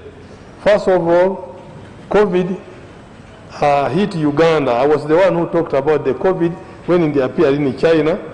And as you certainly saw where I'm talking from, here in my district, it was the first case COVID killing a woman in our place, in Namisimba district. So when I went there after some time, of course, everybody was fearing COVID. It was my area. I had to go and see where it happened. To my surprise or my dismay, I saw 3 kids, 2 girls who were mourning for the mother, and everybody had escaped from the area. I only saw the 2 kids who were mourning. I was very sympathetic, but I did nothing. Okay, I did something, but it was too small. So I would like to use this opportunity to ask the members of this Parliament and the government to make sure that we help those kids to go to school, because up to now they are still suffering. And as you know, women are the most important in the whole world, because all our mothers, grandmothers, first of all, they are our teachers and they are our nurses, our doctors. You want it or not, your mother was your nurse, was your doctor. She was the one who brought you on this planet. So we have to give them respect wherever they are, because they have done a lot. In art and culture, if you move in the whole world, you see the mothers are the ones who started making clothes for the kids, for all the people. They know how to weave baskets, they know how to grow food. So during this day, we couldn't say that it's just a day for celebration. The women could bring their produce. They could bring their works of art. You can see women in Karamoja, they are the ones who build wonderful grass factory houses. If you go to Ethiopia, if you go to China, if you go to Japan, women have done great work which should be celebrated together with their celebration day. So government should put in a lot of money, because our mothers and grandmothers are our bankers. They know how to keep money for the future. They know how to keep food, granaries, but men only come to dictate and take away what women have done. So I would like to request our government to make sure that our parents or our mothers, most especially, they should not only come for celebrations. In other countries, they bring all what they have produced, what they have reared, what they have done for exhibition. Thank you, Honorable Sazi. 2 minutes, then Pachuto, then Senyonga.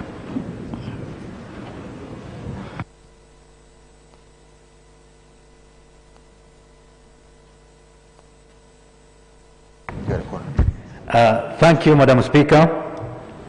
I also want to thank Honorable Peace Mutuzo for the statement. Madam Speaker, International Women's Day celebrates the power of women, their rights, and roles in our lives and societies. Women's Day not only honors their power, but also highlights their suffrage, pain, and anguishes that they have suffered and successfully battled over the years. Madam Speaker, I am proud of some women members of Parliament, like Honorable Peace Mutuzo, Honorable Saro Pendi, even you, Madam Speaker. When I see women standing here firm, defending their rights, I feel proud of my daughter and others. Actually, though I'm going to miss the 11th Parliament, I'll appeal to members to ensure that this position of the Speaker is reserved for the female MP. Madam Speaker, I am an associate member of WOPA. We have several bills as asserted by Honorable Silas. We have some bills that have been lying here for quite some time, like the marriage bill, the succession amendment bill, the sexual offences bill, and several others, Madam Speaker. Information? Okay, please. Chair of Legal and Parliamentary.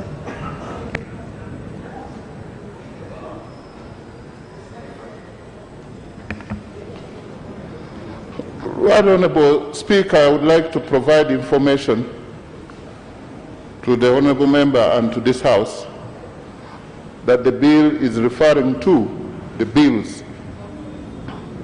Madam Speaker, before I came in here, those bills, the reports on those bills are uploaded. 6 of them, record time, succession-related sexual offences will be done by Thursday. So the marriage bill, marriage and divorce,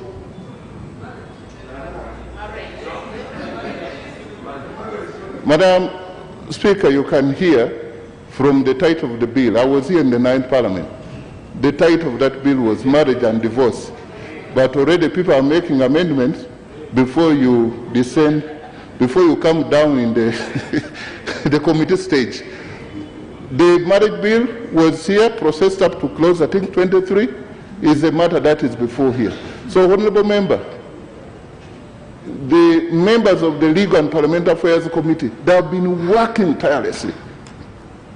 They know there's a female speaker. They know they have mothers, they have daughters, and some of the mothers are in this house. So that's the information. Thank you for that valuable information, Honourable colleague. Yes. Thank you so much. You are indeed up to the task. Right Honourable Speaker, I was actually going to request members, but I'm happy that the bills are already underway. It is my humble appeal to the members that at least by March 8th, those bills are passed. Madam Speaker, as I conclude, You recall the Right Honorable Prime Minister Apollon Swambi, when he passed on, he had to do something to set a precedent in the country, and some section of our country was offended when he left a willing to one of the daughters. We need to move ahead because we are still behind the courts of law, and some countries have moved a step ahead. We need to have the bills passed. Thank you, Madam Speaker. On those bills in particular, I'm very confident that the Minister of Justice and Constitutional Affairs, whom I have a lot of confidence in, will move to ensure that all those bills, including the marriage bill, are handled and concluded, because it is his law and he should be able to come and complete it. Honorable Pachuto.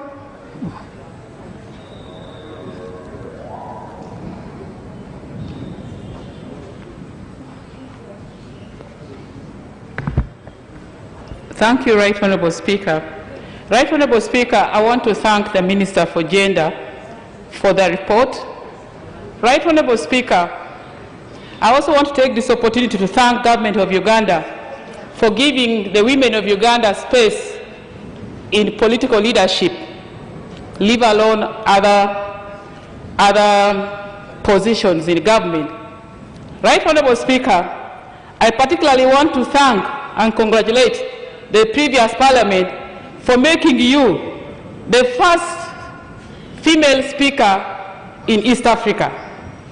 Right Honourable Speaker, on this note, I want to draw to the attention of this House, and particularly the Minister of Gender, that sometimes back in 2018, we reinstated the Women Council, and we carried out elections right from national up to village levels. Right Honourable Speaker, I've been speaking to a number of women MPs here who have been participating in the recent general elections. A number do confess that they face similar challenges like I did, from especially the village, women council, and parish up to sub-county. A number of these women were elected, but they don't know what their roles are, what they are supposed to do. And I want to call upon the Ministry of Gender that it is as good as nothing to put somebody in a certain position without tooling the person in order to do her work to perfection. I therefore want to call upon this House, and particularly the Minister of Gender, that as we move towards celebration of this year's Women's Day, there is urgent need to create some activity for the women councils to know what their roles are, and to make some modest budget for the District Women Council to carry out this activity and any other activities. Two, COVID-19, in no doubt, has had adverse negative impact on the women of this country, probably globally, but particularly this country. A number of our women move from one market to another. And Madam Speaker, in my view, which could be the views of that is why we have several abuses within the communities of rape, defilement, because a woman is moving from this market to another and leaving the children at large, probably with a drunkard husband. The next thing you come home, you find your 14-year-old daughter is pregnant. Madam Speaker, it has been stated here and again on this floor that a number of our girls are pregnant, and that we have so many teenage mothers. I want to call upon the Minister of Gender to take the lead to ensure that at every district there is a skilling center for women and girls. During COVID, many markets were closed, but tailors did not close shop, hairdressers did not close shop, basket makers did not close shop. So Madam Minister, please, I implore you to think of taking the lead of skilling the women and girls of this country, and please start that with Pakwach, because recently a committee of parliament went to Pakwach because research showed that we have so many teenage mothers. Thank you, Madam Speaker. Honorable Senyonga, then the Minister.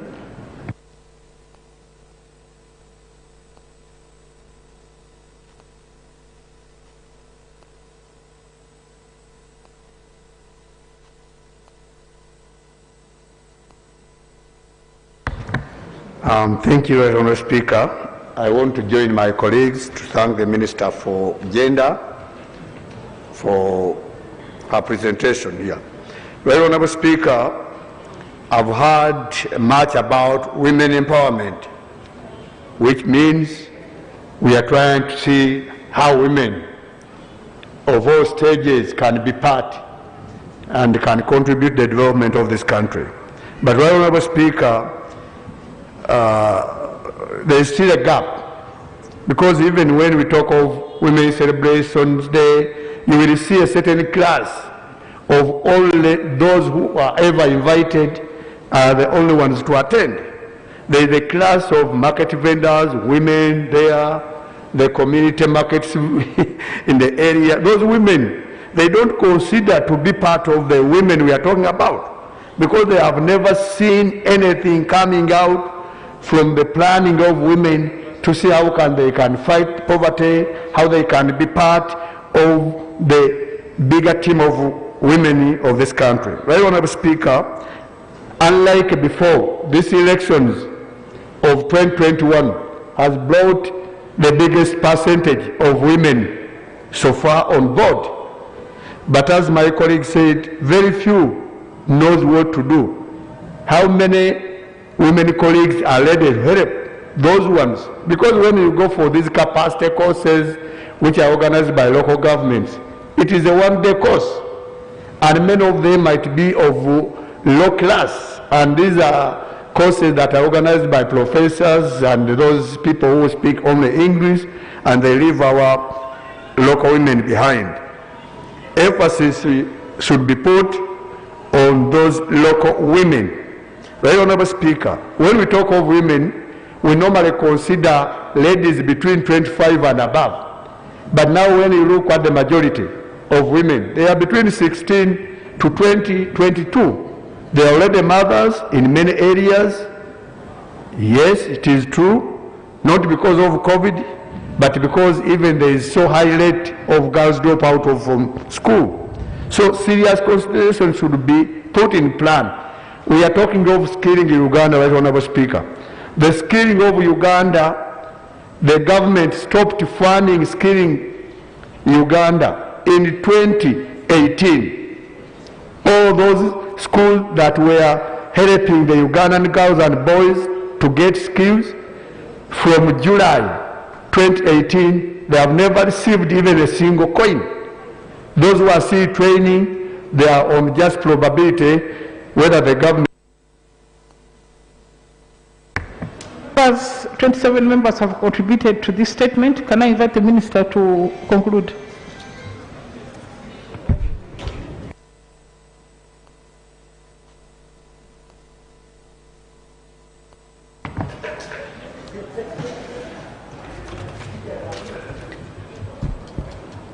I want to thank you, Right Honourable Speaker and honourable colleagues, for enriching the statement with all the information that we have gathered from different constituencies and from various views. I will make comments about a few things, because much of the issues you're raising were really complementing and supporting the cause of women. First of all, I wish to plead that you give us a gift as women by concluding the other bills within this 10th Parliament. The Sexual Offences Bill, the Marriage Bill, and Succession Bill, and other bills. The second issue I'd wish to emphasize on We are happy to note that you support us and you have the will to support our budget and our interventions, and an increment for UWEP. Even Cabinet sat to consider an increment, but from 33 billion to 48 billion is still small. We have we have so many women, actually we are about 50%. To be very clear, it's about 52% of the total population. So the little resources we get, we put them to use, but we cannot perform miracles because even what is allocated in the budget is not what is released. On many occasions, we approve projects at the district level, but they cannot be implemented or they cannot be supported financially because what is released is far less than what is approved or allocated in the budget. On the guidelines, we have already sent a circular to the local government, the COW, but we are also going to send a circular tomorrow to clerk to Parliament so that we upload it on the system and the members of Parliament will be able to know the guidelines. COVID is for real, and that's the reason we're outside here in the tent, and that's why we're also in small numbers even in Parliament, so we cannot congregate, and the world is now aware. Even the women are aware. So we shall do more of scientific celebrations even in the district, more of documentaries, if we can run them on media, and a small meeting.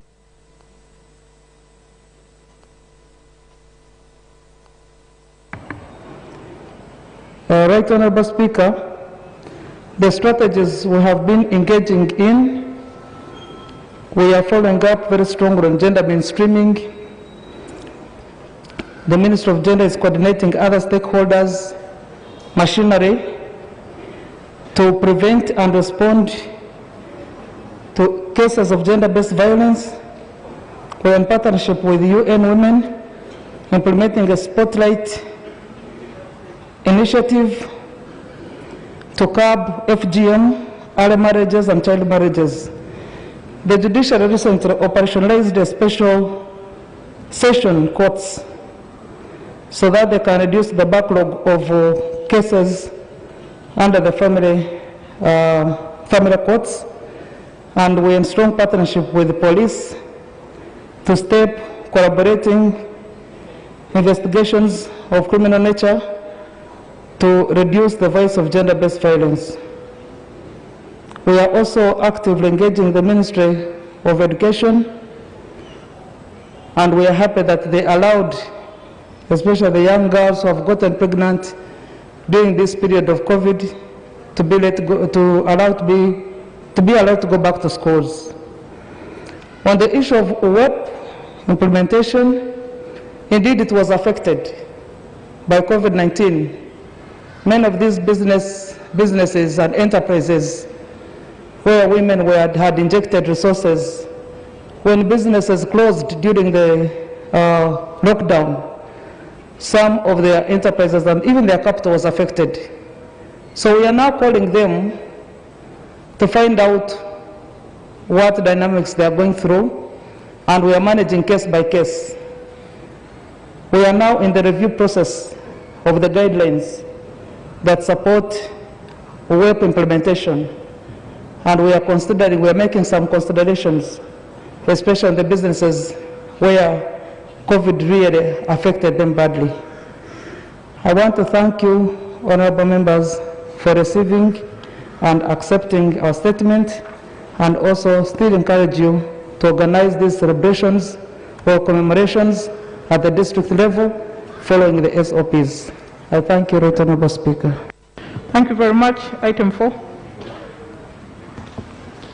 Item 4 on the order paper, laying of papers. 4.1.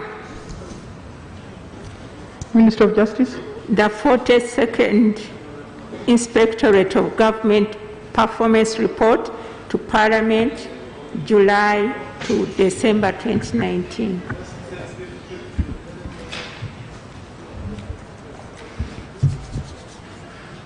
Madam Speaker, members, just before I lay on the table the necessary papers, I just wanted to thank the Minister for agenda. You know, the Women's Day is not only for women, Madam Speaker. It is for all of us, men, especially men who love women. It is a day we look forward for, I'm telling you. A day we condemn all men who beat women. A real man must love. Madam Speaker, let me lay on the table these reports.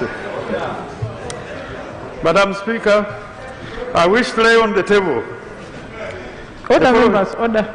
The following reports. Number one, a biannual Inspectorate of Government Performance Report to Parliament, July to December 2019. Number two, biannual Inspectorate of Government Performance Report to Parliament, January to June 2020. And the third one is IG improves UNSAF 2, transparency, accountability, and corruption. Madam Speaker, I wish to lay. Members, they are sent to the Committee on Legal and Parliamentary Affairs for perusal, but as I indicated earlier, we are going to have to make additional arrangements to consider these agency reports. Item 4.2. Item 4.2 on the order paper, report of the Auditor General. Yes, Honorable. Madam Speaker, thank you. Right Honorable Speakers, Honorable colleagues, Honorable Minister, Honorable Kamuntu, who has just laid the papers here. But Madam Speaker, one critical thing is which you have been waiting to hear from the Minister is the appointment of the IGG. Because we are also aware even the Deputy IGG is only remaining with two weeks and it's an undeniable thing. So can the Minister throw some light on this matter, Madam Speaker? Otherwise, in 2 weeks' time, we shall be thrown into total confusion. And even the other ones remaining with 4 months. So you can now see, Madam Speaker. Now, it's a crisis. Yeah, Honourable Minister, I thank the members for reminding me. Actually, according to one of the decisions of the courts, when the inspector is not fully constituted, it cannot take certain actions. So, Honourable Minister, I want to know when will the IGG be appointed, but also the Human Rights Commission is not fully constituted up to date. It's now almost 2 years since the chairman died and the other members are not there. Maybe you'd like to throw some light on that.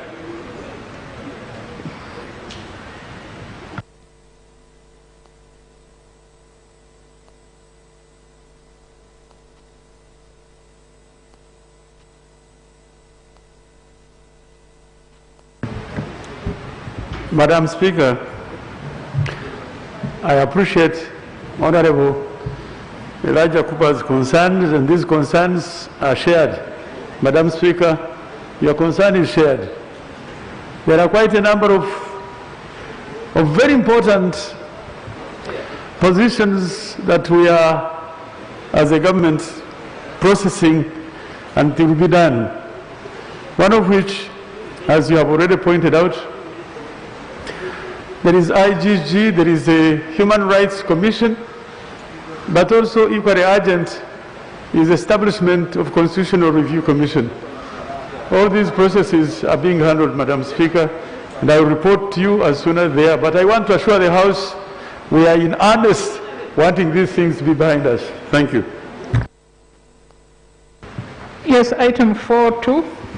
Item 4.2 on the order paper, report of the Auditor General on the financial statements of one expanding social protection program for the period 1st July 2018 to 30th June 2019.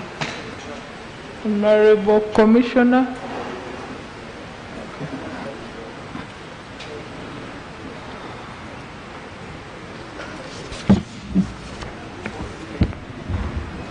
Right Honourable Speaker, I beg to lay the following reports of the Auditor General on the financial statements of expanding social protection program for the period 1st July 2018, 30th June 2019, Makerere Institute of Social Research Think Tank Initiative Phase 2 Institutional Report Center for the period 1st January 2018 to 31st December 2018, Economic Policy Research Center EPRC for the year ended 30th June 2020, Makerere Institute of Social Research Carnegie Corporation grant number G16-54073 for the period 1st April 2018 to 31st March 2019, Soroti University for the year ended 30th June 2019, National Housing and Construction Company Limited for the year ended 30th June 2019, National Housing and Construction Company Limited for the year ended 30th June 2019, Kampala Sanitation Program Phase 2, FDB funding for Lake Victoria Protection Project Phase 2 for the year ended 30th June 2020, Makerere Institute for Social Research Project Building and Reflecting on Interdisciplinary PhD Studies for Higher Education Transformation, grant number UGA 130023 for the period 1st January 2018, 31st December 2018, African Center for Agroecology and Livelihood Systems, implemented by Uganda Matters University and Africa Higher Education Centers of Excellence, AC2 project, project number 126974, loan number 5797, UG for the year ended 30th June 2020. Madam Speaker, I beg to lay.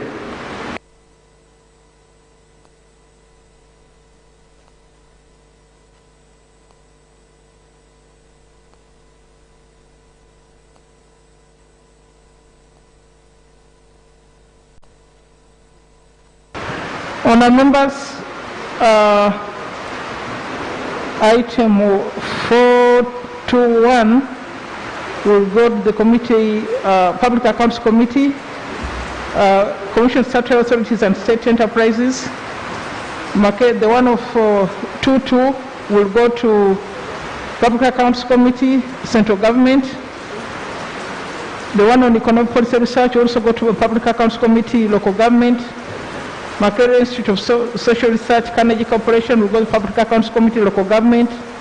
Soroti University will go to the Public Accounts Committee, Central Government. National Housing and Construction Corporation will go to the Committee on Public Accounts Committee, Commission, Statutory Authorities and State Agencies. The report on National Housing also will go to the Committee on COSASE. Kampala Sanitation Program will go to the Central Bank, to the Public Accounts Committee, Central Government. Makerere University Social Research will also go to Public Accounts Committee, Central Government. The Higher Education Transformation Grant will also go to Public Accounts Committee, Central Government. African Center for Agroecology and Livelihood Systems will also go to the Public Accounts Committee, Central Government. For perusal and report back, thank you.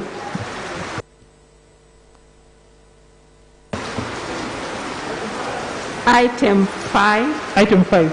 Item 5 on the order paper, Bill second reading, the Constitution Amendment Bill 2019.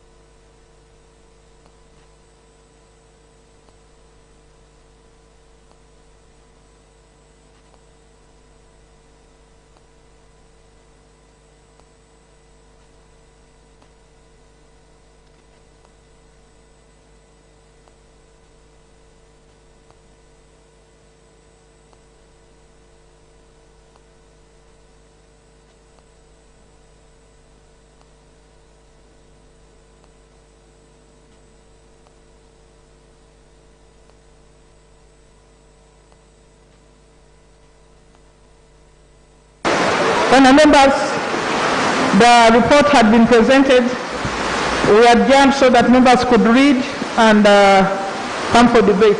So you are free to debate now.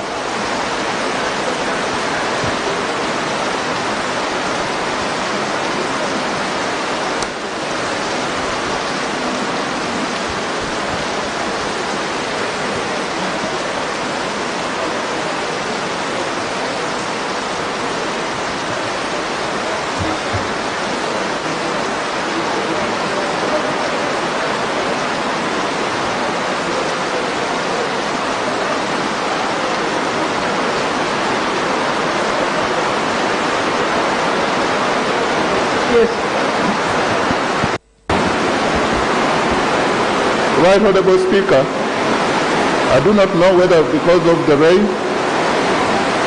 or because of the fact that members are satisfied with the committee report. I don't see anybody getting up to debate, but I see gestures pointing to rain, but we seek for your guidance.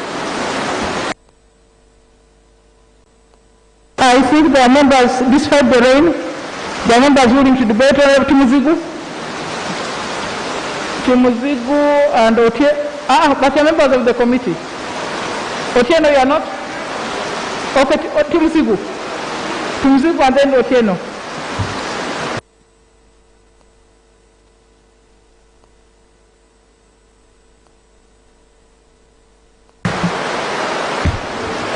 Thank you, Madam Speaker.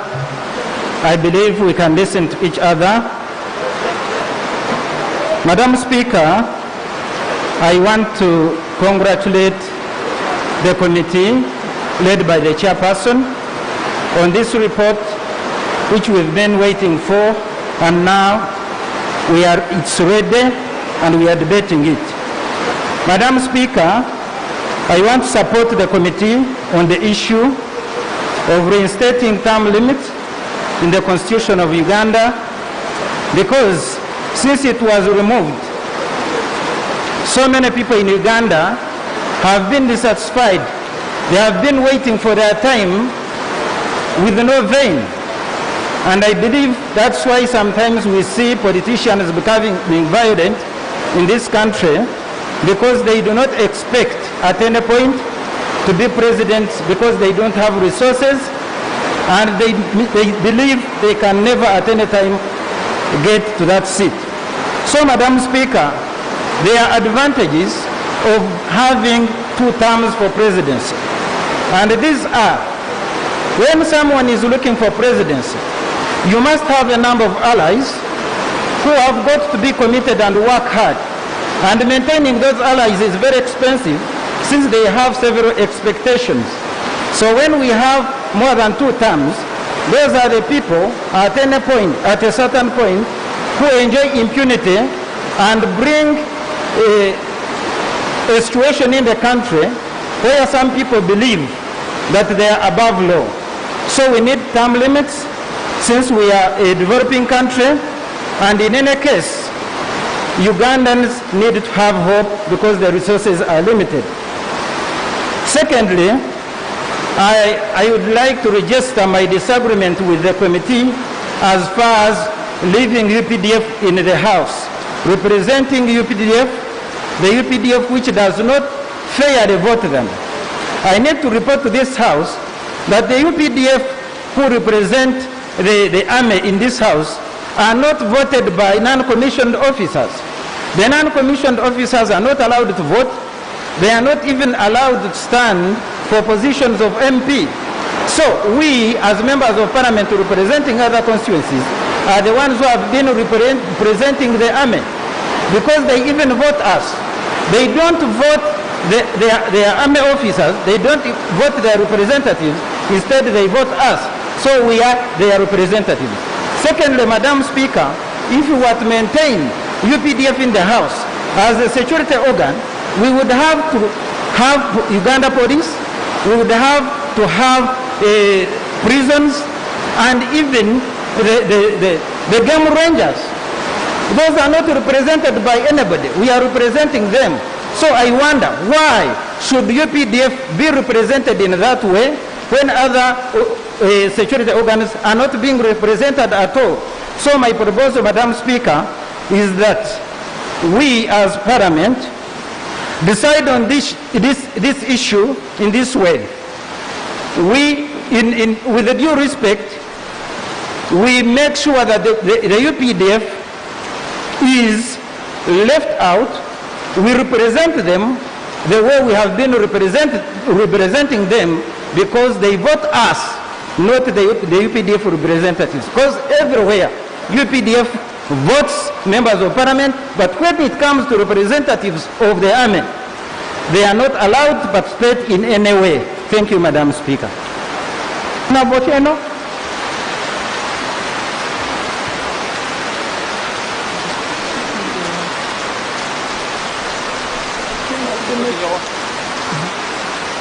They change. So they are out of stock.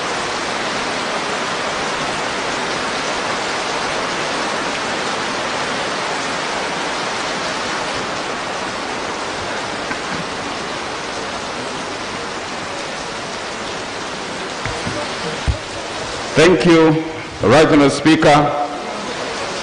Right Honourable Speaker, this is my maiden speech since elections. Let me therefore take this opportunity to congratulate you upon your success and re-election by the people of Kamuli.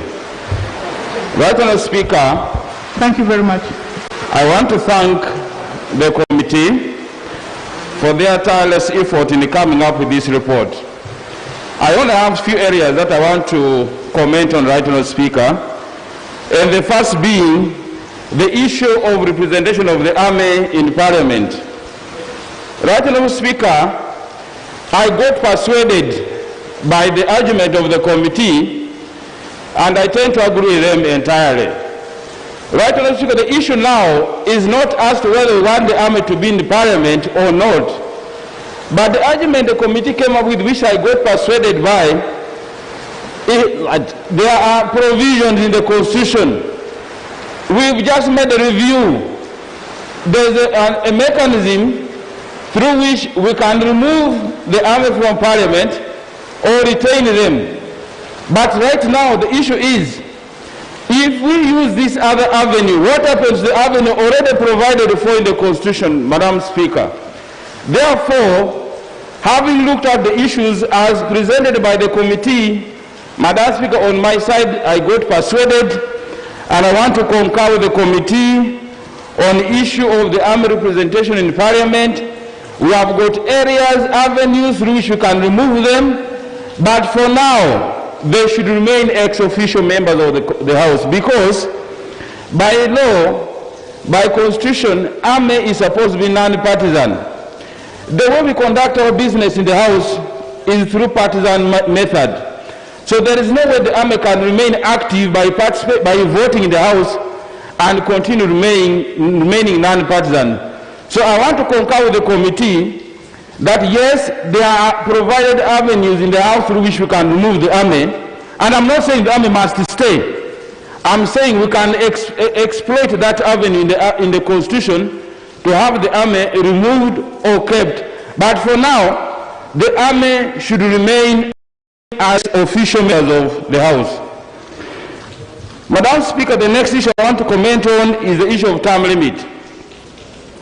Personally, Madam Speaker, I supported the removal of age limit, but on the condition that we imposed term limits, because that's what people said, that you cannot drive a vehicle when all the brakes are removed.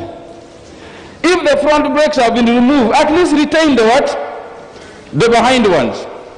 Now, unfortunately, this was not the case. We removed the term limit, we removed the age limit, and we left a vehicle without any braking system. Such a vehicle is very dangerous, Madam Speaker. So, Madam Speaker, I want to concur with the committee that it is high time we restore the term limit so that the country can be at peace. And know that everything is in their hands. What I want to disagree with the committee, Madam Speaker, is when they started thinking for the country, when they started thinking for the House, because they felt that 5 years are not enough. That whereas the bill was talking about a 5-year term, at 2-term limits of 5 years, the committee started thinking that 5 years are not enough. They want to introduce 7 years. Madam Speaker, the committee's argument is that they go to memoranda. I have looked at the minority report, I have looked at the major report, and there are only 7 stakeholders who submitted the memorandum. And all the 7 have distanced themselves from this.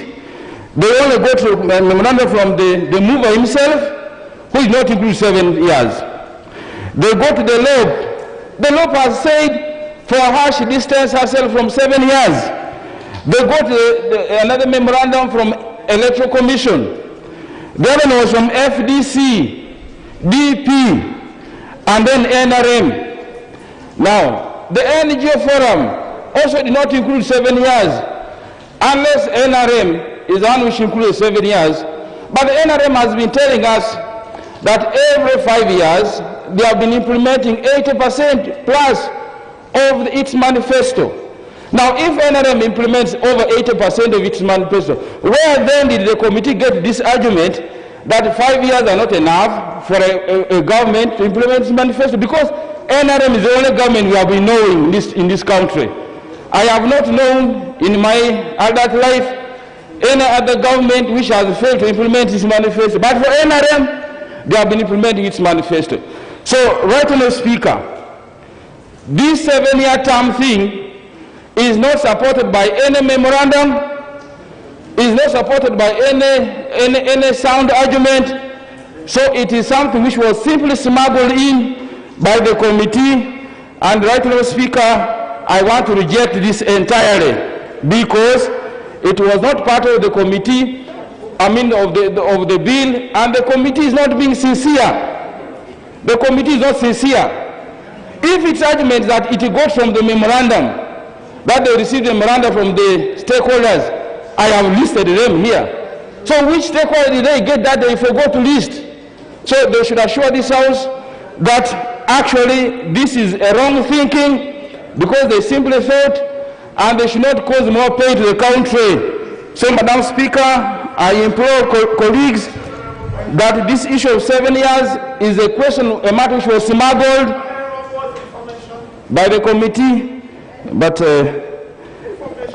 unless you are saying you are the one who submitted the memorandum. Because of the name of the committee, what you're saying, I want to give you information.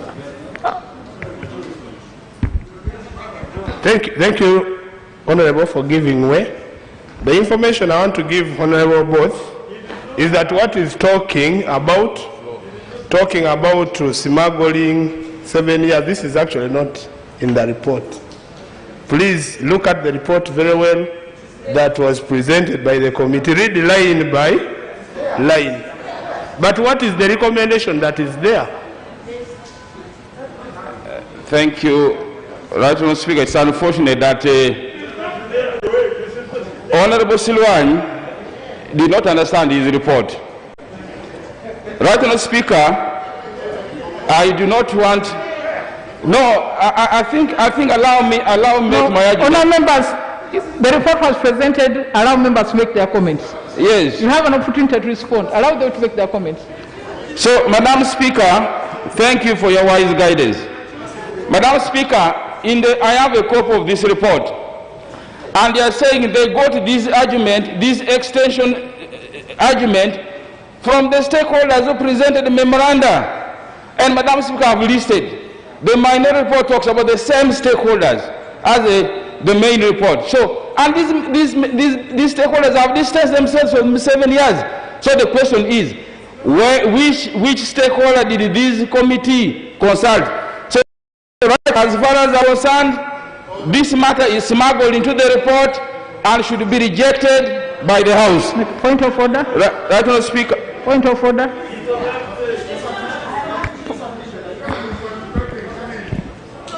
Right Honorable Speaker, this is a house of dignity, a house that we refer to ourselves and we are referred to as honorable members of parliament. Page, I want to refer the house to a page of the committee report where page 28,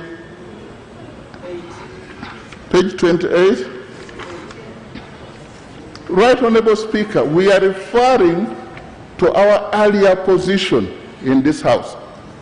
The precedent before us was that this was a matter we handled in 2017, and we referred to it in the committee report. We are not saying that those who appeared to us before us, the one that is listed by the committee, when we brought this matter in 2017, they said the matter was smuggled. When this came up, it was smuggled because they said it was not part of the bill. When you relate a matter that talks about the term of office, the 5 years, Right Honorable Speaker, we had received information earlier, this same committee of this same parliament, which we referred to. We are not making any recommendation for this house that that is the position that should be adopted.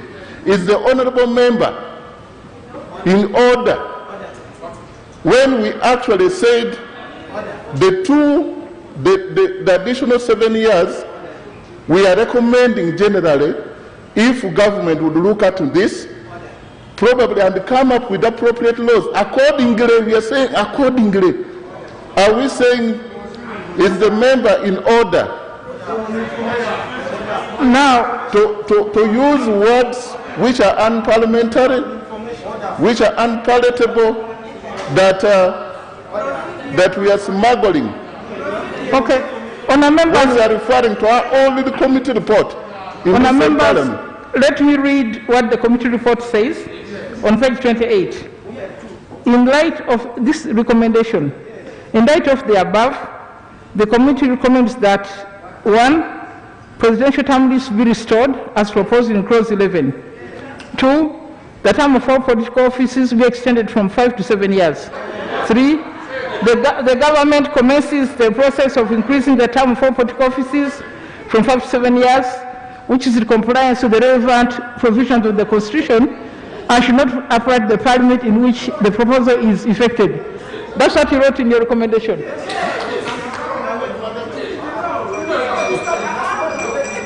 Honour members, allow members, Honourable Chair, when you bring your report, members are supposed to comment on it, please. Allow members to comment, please conclude. Chair, Right Honourable Speaker, thank you for your wise guidance. But I want to remind the Chair that on that same page 28, this is what the committee said, that the committee, however, thinks that for the presidential term to be meaningful, the committee thinks that for the presidential term to be meaningful, the presidential term has to be sufficient enough to enable the president to implement and fulfill his or her manifesto. It is a considered opinion of the committee that the term of 5 years is insufficient for the implementation of the manifesto in order to have a meaningful impact on the development of the country. I do not know whether my friend and my neighbor, my colleague, really read this report before he interrupted me, but that's what he wrote in this report. Anyway, thank you, Right Honourable Speaker. But that's my position, Right Honourable Speaker. This is a matter which is even in the opinion of the committee. It is the opinion of the committee, that's their thinking. And my position is that they thought wrongly. That should never be the case. Right Honourable Speaker, on the issue of the Premier, the Prime Minister, the committee is recommending that, that we remove the office of the Prime Minister, and this person be vested in the office of the Deputy President. Right Honourable Speaker, I do not have a lot of problem with this, but I want to caution this House and the country. In some countries, they could have done that, but the question is, has it worked well? Has it worked well? So me, I would want that if we have been having a position of a prime minister and he has served us well, I have no problem continuing with that kind of status quo. But for us to say that because some countries have adopted the position of deputy president and they have moved away from the position of the president, you never know. They could even be going back to the same position they came from. So it would be very dangerous for this country to start doing a lot of experimentation at the same time. Some of these are experiments. So we could spare this country some of these experiments. That could be very costly in the long run. So, right Honourable Speaker, on the issue, me I would urge my colleagues, members, let's for now, let's keep the status quo. Let's avoid the temptation of going to these experiments. They can be very costly for this country. In some of these countries, they went for those experiments, they realized it does not work. Now they are going back to the position they came from. Is that what we want for Uganda? The answer is definitely no. Right Honourable Speaker, I want to thank you for giving me this opportunity. I want to thank my colleagues, and I request, let's move together. Thank you. Honourable Kenneth Lubogo, Dona Ulanya, Mujike Kutamori, Franca. The man of the mountains has come. Thank you very much, Right Honourable Speaker. And I want to thank the sponsor of the bill and the committee for the report that you have given to us. Right Honourable Speaker, I have 3 areas to submit on, 2 of which are by approval, and the other one I disagree with the report of the committee. Area number 1 is on page 13, and it's to do with holding presidential, parliamentary elections and local government elections on the same day, as far as it is practicable. Number 2 is on the restatement of presidential term limits. And number 3 is on the area of increasing the political term from 5 to 7 years. Madam Speaker, the first 2 areas I agree with the committee for the reasons I'm going to give, but I'll start my submission from area 3, that is on extending the term from 5 to 7 years. Madam Speaker, the recommendation you have read says that this recommendation would not apply in the term of Parliament in which, if I may read it verbatim, Right Honourable Speaker, the government commences the process of increasing the term of all political officers from 5 to 7 years, which is in compliance with the relevant provisions of the Constitution and should not apply to the Parliament in which the proposal is effected. But, Mr. Speaker, this proposal is being effected, if it is to pass anyway, in the 10th Parliament. It means it will not apply to the 10th Parliament. But we have the 11th Parliament, which already has been elected. It would therefore mean that the proposal would be effective from the 11th Parliament. And I really think this is unconscionable. And the committee and this Parliament cannot take this direction. But, Mr. Speaker, Article 79(3 enjoins this Parliament to protect this Constitution and promote democratic governance. And Article 1(4 states that the people shall express their will as to how they are going to be governed through regular, free and fair elections. The people have already expressed their will as to how they are going to be governed through the election which was held in January. It is therefore inconceivable that this Parliament, of extending the term of an election, the term of a Parliament for which an election has already taken place. But, Mr. Speaker, in 2017, I stood on the floor of Parliament to oppose the same recommendation.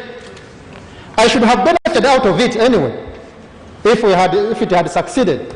But I opposed it because I felt it was not the right thing for Parliament to do. Look at the case studies which have been given by this committee.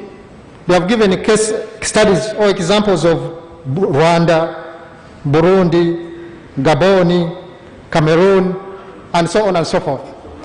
If I may ask Somalia, is this the best practice that this committee saw that we should adopt? Is this really what you felt that it is the best for this country to adopt?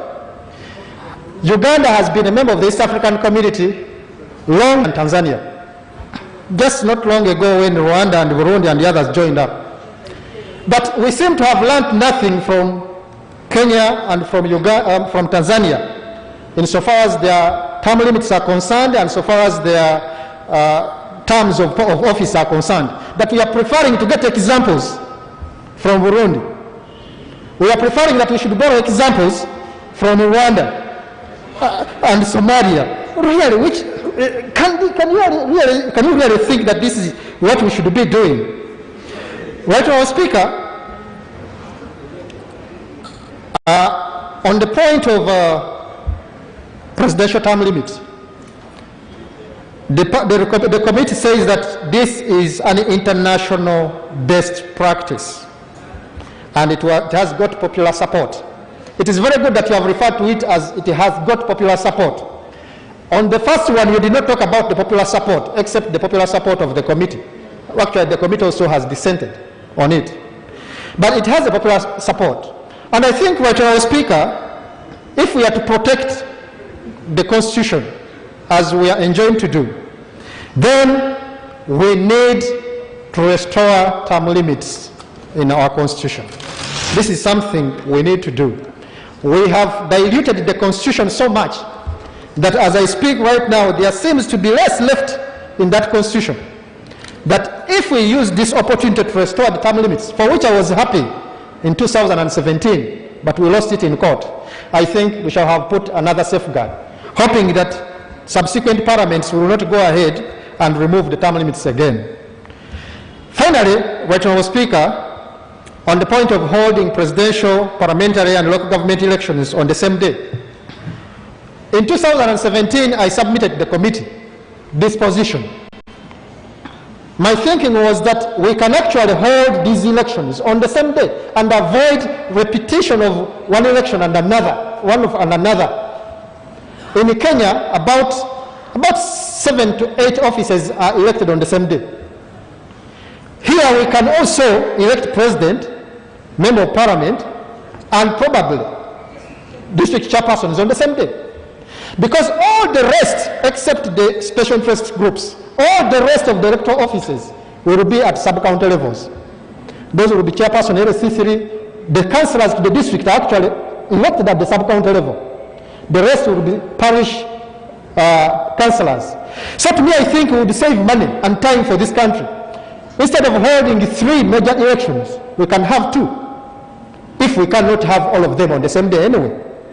So, Mr. Speaker, I think it is frugal for this country that we adopt a system where we can have more officers elected on the same day. I therefore support that we should, by the position of the committee, the recommendation of the committee, that we hold presidential, parliamentary, and local government elections on the same day so far as it is practicable and so far as it is possible. I want to appreciate you, Mr. Speaker, and thank you for the opportunity you have given to me. Honorable Gilbert Olanya, then Honorable Gutamoy, then Honorable Franca, Mujuke, Jessica, Babiku, Sozi, Opendi. Okay, we are coming. Thank you, Right Honorable Speaker. Right Honorable Speaker, looking at the committee's report, starting with Right Honorable Speaker, about the term limits and the 7 years extension. Right Honorable Speaker, I do not know the intention of the committee for including in the bill brought by Honorable Wilfred, whereby he did not mention anything about the 7 years extensions. But the committee, in their wisdom, they smuggled in as stated by my colleague, and brought him. To me, Right Honourable Speaker, I would like to say the committee brought in the ideas of 7 years in bad faith. The committee, they wanted to tarnish the name of this parliament. I remember in 2017, court ruled about the extensions of this parliament. And I do not know why they have to repeat and brought it back again into the House. Right Honourable Speaker, looking at the situation in Uganda currently, we cannot, as Parliament, really make a mistake of supporting the extension of terms of electoral offices from 5 to 7 years. Currently in Uganda, if you manage to become the president, we don't have the age limit, the term limits, we are still in the process of restoring and adding more 7 years again. I think, Right Honourable Speaker, the moment we make this mistake, we must know we are messing up our country. I would like to call upon the chairman of the committee to withdraw these recommendations that Parliament should extend the term of elective offices from 5 to 7 years. This is tarnishing the name of this Parliament following the court ruling in 2017. Mr. Chairman, you have to take this very seriously. Madam Speaker, to me, instead of thinking of going up, adding to 7 years, we could reason that let the terms come to 4 years instead. Right now we don't have any stop. There is no age limit. Term limit is not there. At least if we reduce to 4 years, somebody will be contented that at least after every 4 years we shall have an election. Maybe by miracle we may see a new president. Right Honourable Speaker, for the peace and security of Uganda, we may talk of reducing to 4 years, not 7 years, not even 5 years moment. Right Honourable Speaker, on the term limits, I think let honourable members support this highly. Let us restore the term limits in the Constitution of the Republic of Uganda. Let, after every 10 years, as is per now, 5 years, let us see the peaceful change of government in this country. Right Honourable Speaker, people who are born less than 30 years ago, they have never seen any peaceful change in Uganda. They have never compared any presidents of this country. Right Honourable Speaker, let us bring stability in Uganda. Right Honourable Speaker, on the army representation in Parliament, my colleague and the committee, they are saying the army members of Parliament should be ex-officials. Right Honourable Speaker, the army members of Parliament are voted to represent a group of people. And you are a member of Parliament. You are representing a group of people. Therefore, how can you represent someone without having the voting power? Right Honourable Speaker, the idea of the committee that the army should remain without a voting power in the House, I think this idea is quite irrelevant. You are representing somebody, you must have the voting power to vote for that particular person. The only thing we can do as a country is that why are we having 10 UPDF representatives in the House? I think Parliament should look at reducing the number in states.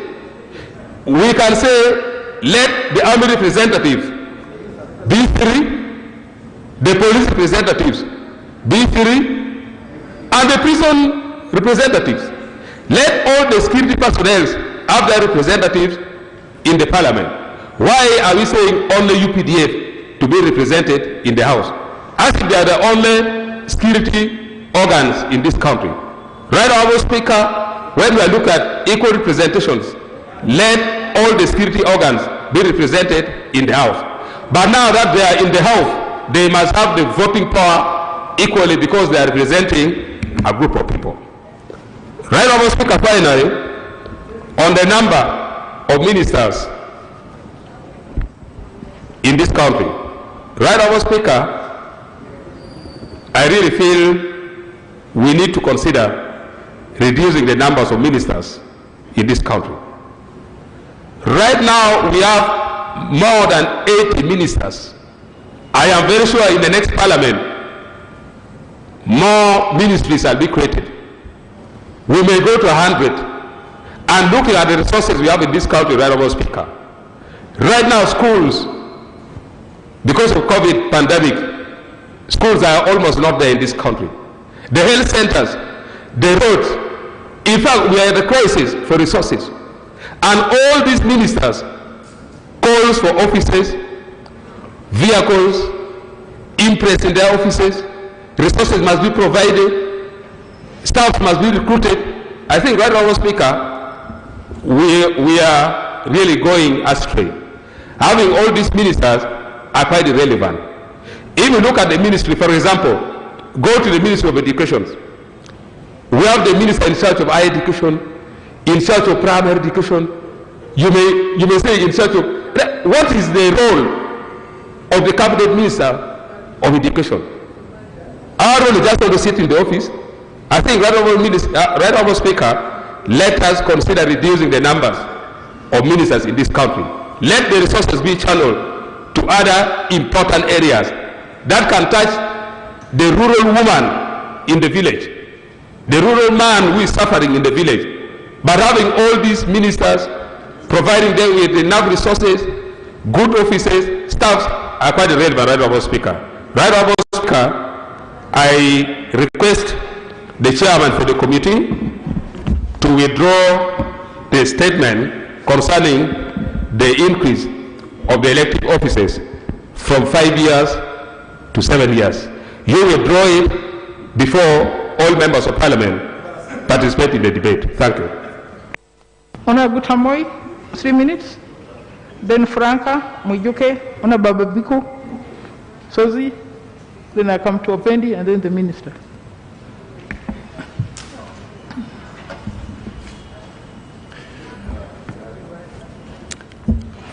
Thank you, Right Honourable Speaker. Right Honourable Speaker, what we are discussing is very important. It's an issue touching the heart of this country, and that is the Constitution amendment or changes. In Uganda, we have witnessed that at the beginning, we can change through the Constitution and then voting. But then later we can now change our system through the gun. And that is why I think the committee got confused. Now what the committee has attempted to do, I can describe it as more or less trying to commit crimes against the voters, and which is a very serious matter. Because what I now see, Madam Speaker, in the House is that we need really a constitutional review for this country, for us to discuss how this country can be governed following the constitution we are using.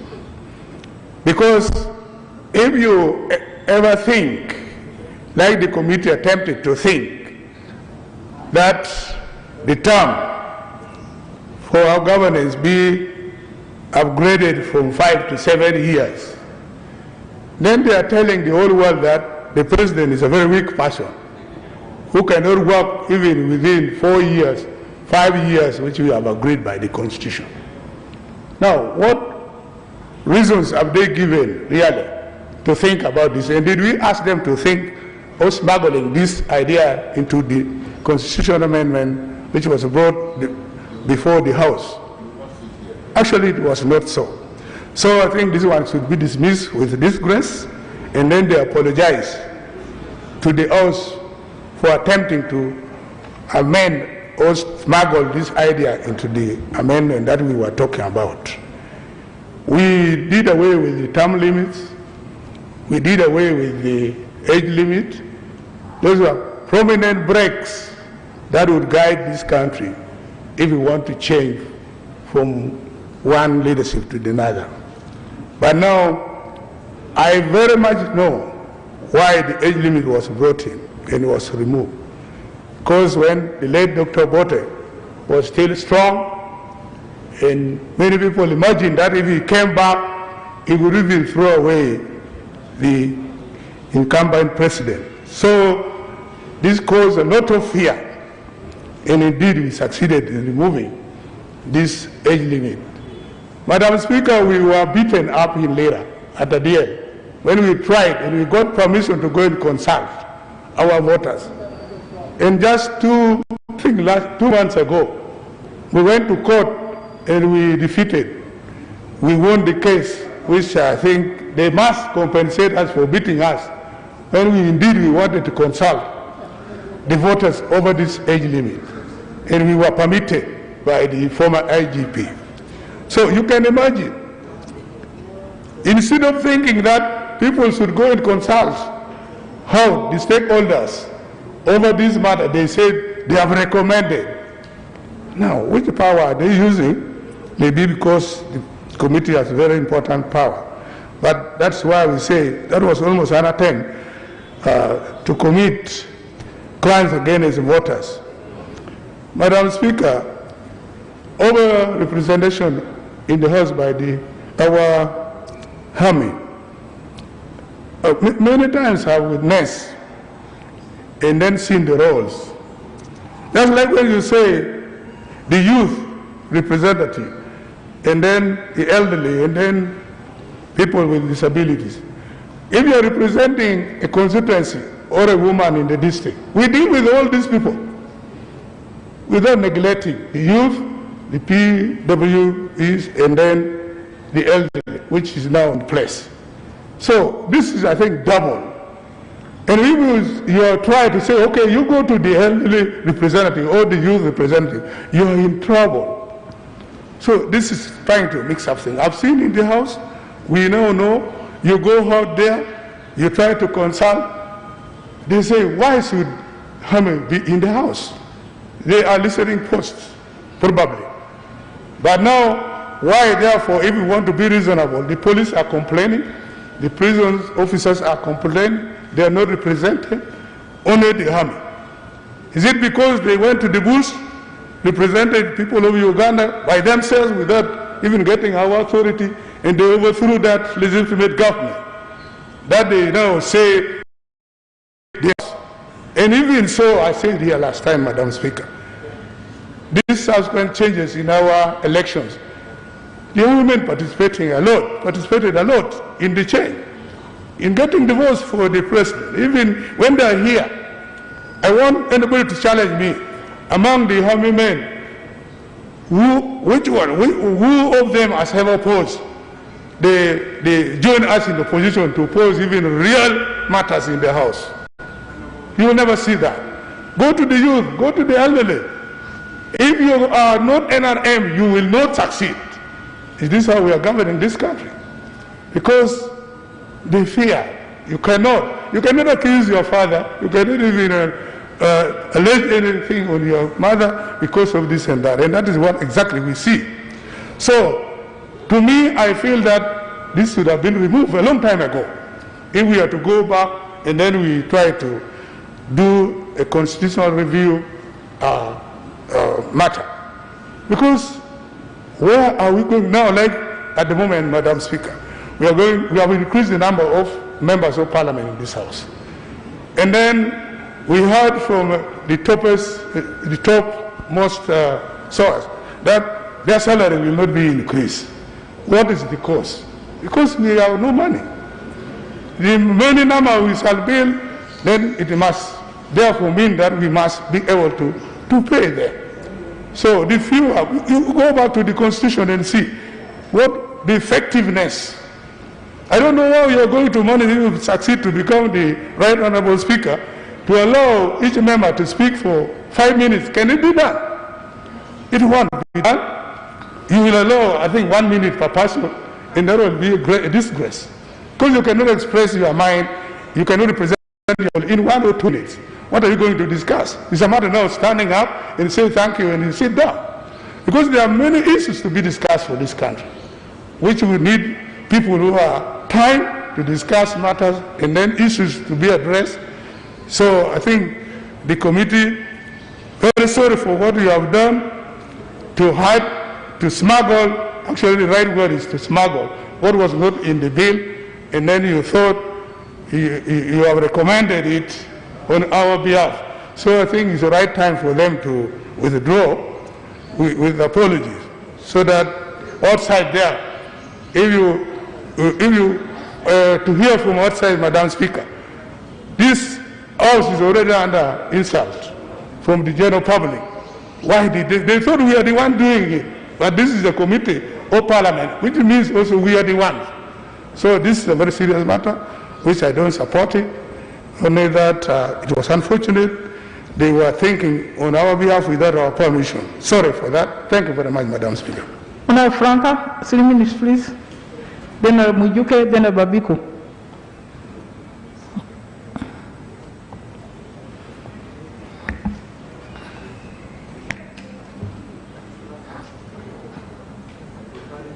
Madam Speaker, when I was consulting in 2017 over the matter regarding the age limit to change the Constitution, Article 102, while I was in Patong sub-county, the people of Agago accused me that I was part of the team that removed the term limit of Parliament. Of course, Madam Speaker, they could be right, much as I was not part of that Parliament that passed, that changed the Constitution, that altered the provisions for the term limits, because that happened in 2001 when I was not yet a member of Parliament. And I want to think they are right, because they know that Parliament is Parliament. Whether you were there or not, it is an institution that makes prominent decisions that are used in this country forever. And therefore, Madam Speaker, I really wanted to use this opportunity as we debate this motion to caution the committee, especially particularly the chairperson, my very good friend, Honorable Oboth, to desist from turning this house into something else or reducing it into a place. Madam Speaker, I say this because all of us are aware that when we were consulting over the age limit, this matter came about, the issue of term limit. It came about, and the issue of 7-year extension from 5 years kind of came also. And remember, the court threw it out. So it is not in wisdom, really, much as my good friend, Honorable Both is learned, but I don't think on this matter he was very learned. So, Madam Speaker, I want to believe that the Honorable Both understands that it is the teachers that make him a lawyer. So he should stop duping this house by inserting in things that were not part of the committee report, thinking that the teachers in this house will not understand, thinking that the teachers and the other professionals in this house will not. Point of order.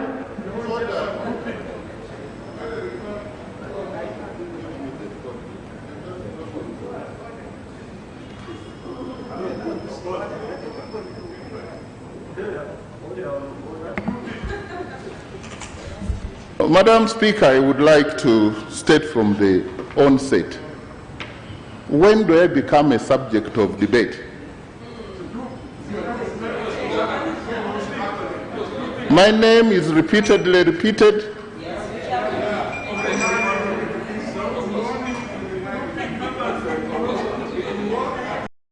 Is this my report or a committee report?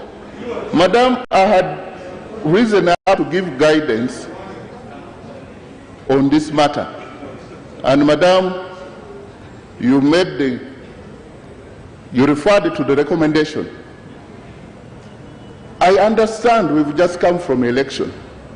Others won, others lost. That's how it is.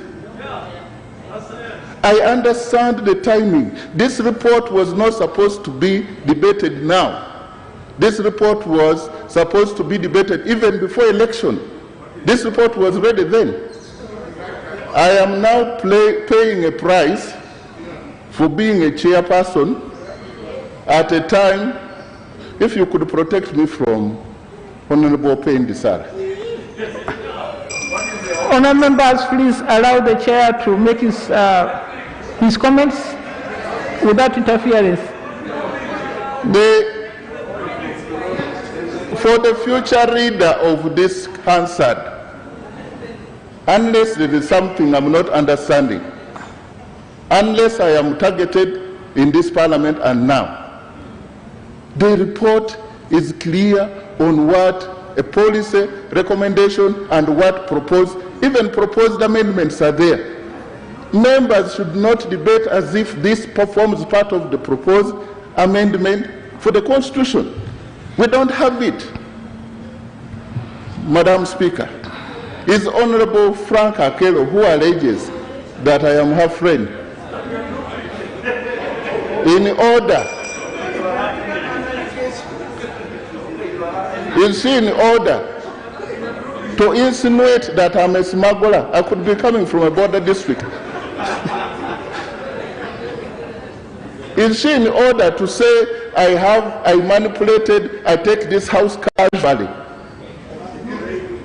as a playing ground?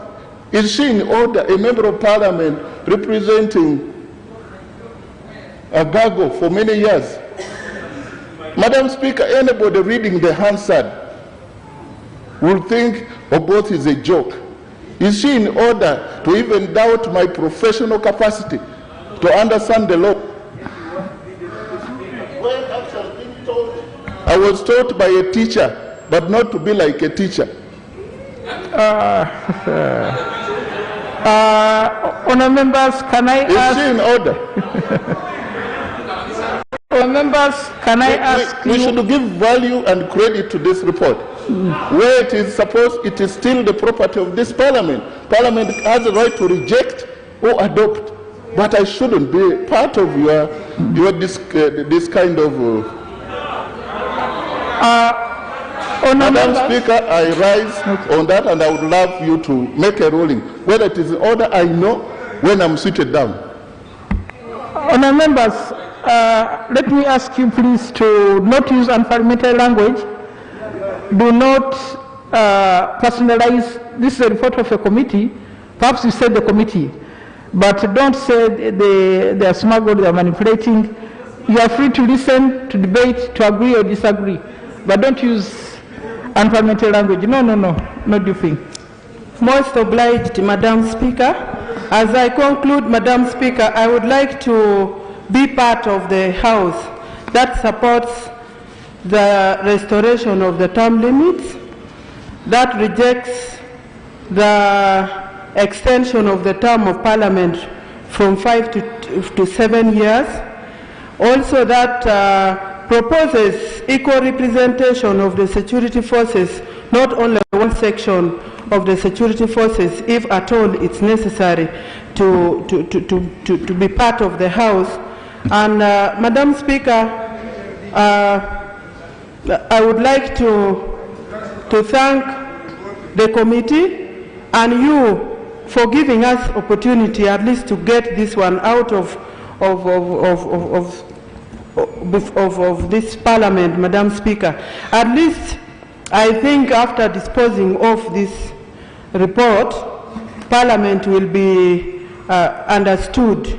And I really want to pray that the proposals of members would be taken into consideration one by one, especially on the issues that members are raising, especially on the representation of the security forces, Madam Speaker. Thank you very much. Thank you. Honorable Mujuke, 3 minutes. Then Ababiku, 3 minutes.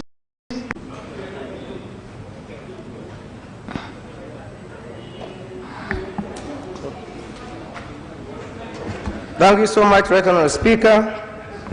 Right Honourable Speaker, I stand here to make the following comments. One, that I support the proposal to bring back the term limits to the Constitution.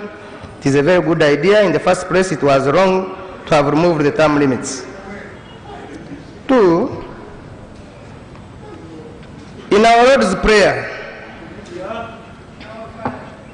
the prayer ends, "Do not lead us into temptation, but deliver us from evil." Amen.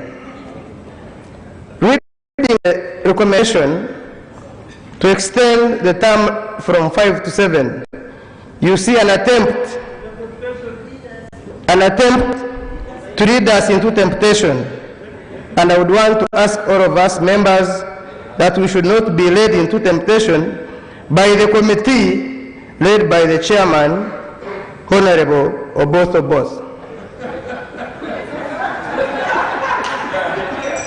Honorable member, you don't say committee, don't. I'm just talking about the chairman. Or naming the chair. We all know the chair, please. Okay. Madam Speaker, this recommendation, I think, was meant to divert the country from something and just came in for purposes of diversion. So the discussion goes around that. But two, the recommendation is immoral and it is anti-Ugandan. It should be condemned in the strongest terms possible. Madam Speaker, on the presidential, parliamentary and local government elections being held on the same day, my thinking is that it will bring confusion at the polling station. Already between 7 and 4 p.m. we have had confusion and people see that time as not enough. Declaration takes the whole night, and by the following day, maybe 2-3 days, members of parliament are not yet declared. Gazetting members of parliament has taken more than a month. Now if you bring in this, I think we'll have more confusion. After all, the law talks about if it is practical. Given the fact that the Electoral Commission still has challenges of using even the technology we have, I think it is not yet practical, and this should be stayed for now. Madam Speaker, the minority report about ministers not being members of parliament, which is also in the report, I think it's a very good idea.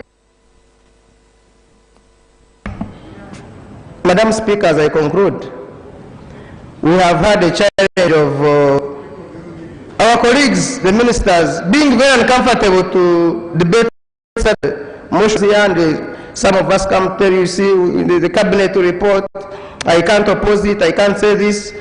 So I think if the ministers who are not members of parliament, they would be more vibrant. All of them would be here. Now you see some of them are not here because they are uncomfortable. You have maybe 5 or 6 others don't come. I think we need to help them and assist them so that when you become a minister, you don't have to be a member of parliament, and then you're more independent, speak for your constituency. Thank you very much, Madam Speaker. Ababiku, yes, I've seen Babadiri. Minister, you'll come last. Let's hear the members. Ababiku, Sozi, Opendi, Kunihira, then the minister. Thank you, Right Honourable Speaker, for the opportunity. I want to thank the committee for this report. It's not an easy one. We commend your work. Right Honorable Speaker and colleagues, on the issue of restoration of term limits, I have a low spirit on this. My question is, what do we want to achieve? If a term constitutes 5 years, 2 terms is 10 years, are we saying 10 years is too long for a good serving person to still remain in public domain and serve this country politically? Right Honorable Speaker, the second reason why my spirit is low is that because this specific provision has been on and off in our law. The implication is, it means it's difficult to implement. And if it is very difficult to implement, what miracle are we going to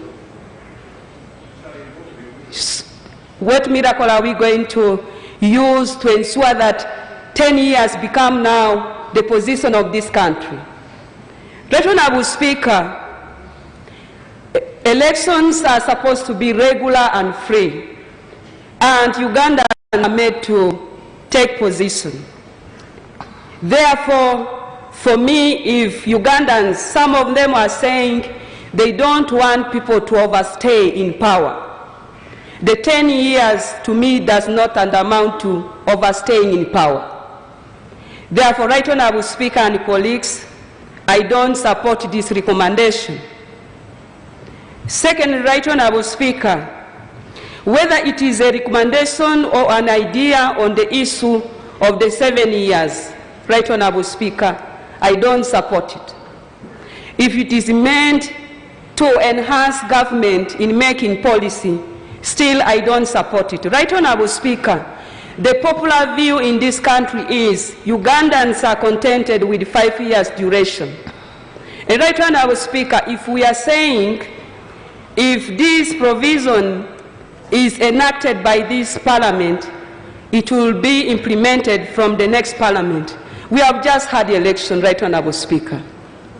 This will be reflected as people who have vested interests. Therefore, Right Honorable Speaker, to me the status quo is still very significant. Just please conclude. The status quo is still very significant in the political governance of this country.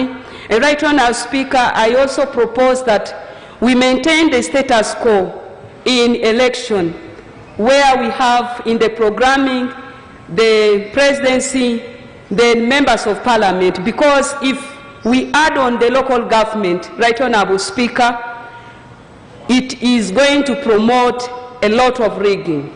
Because with the status quo, there's a lot of fatigue. And Right Honorable Speaker, we even pray that the time for declaration of results should be shortened, because at times it goes past midnight. It puts people under tension. And therefore, Right Honorable Speaker, I support the status quo. Thank you so much. Thank you, Honorable Babadiri. Babadiri, then we'll have Sozi, then we'll have Honorable Pendi, Kunihira, and then the Minister.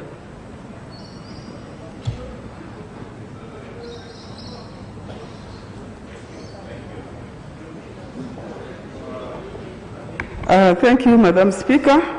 I would like to thank the committee for the 2 reports, both the majority report plus the minority report. Madam Speaker, regarding the extension of the term for members of parliament, I think first of all, this is a private member's bill. And there is no way we can introduce it because it will incur money on the consolidated fund.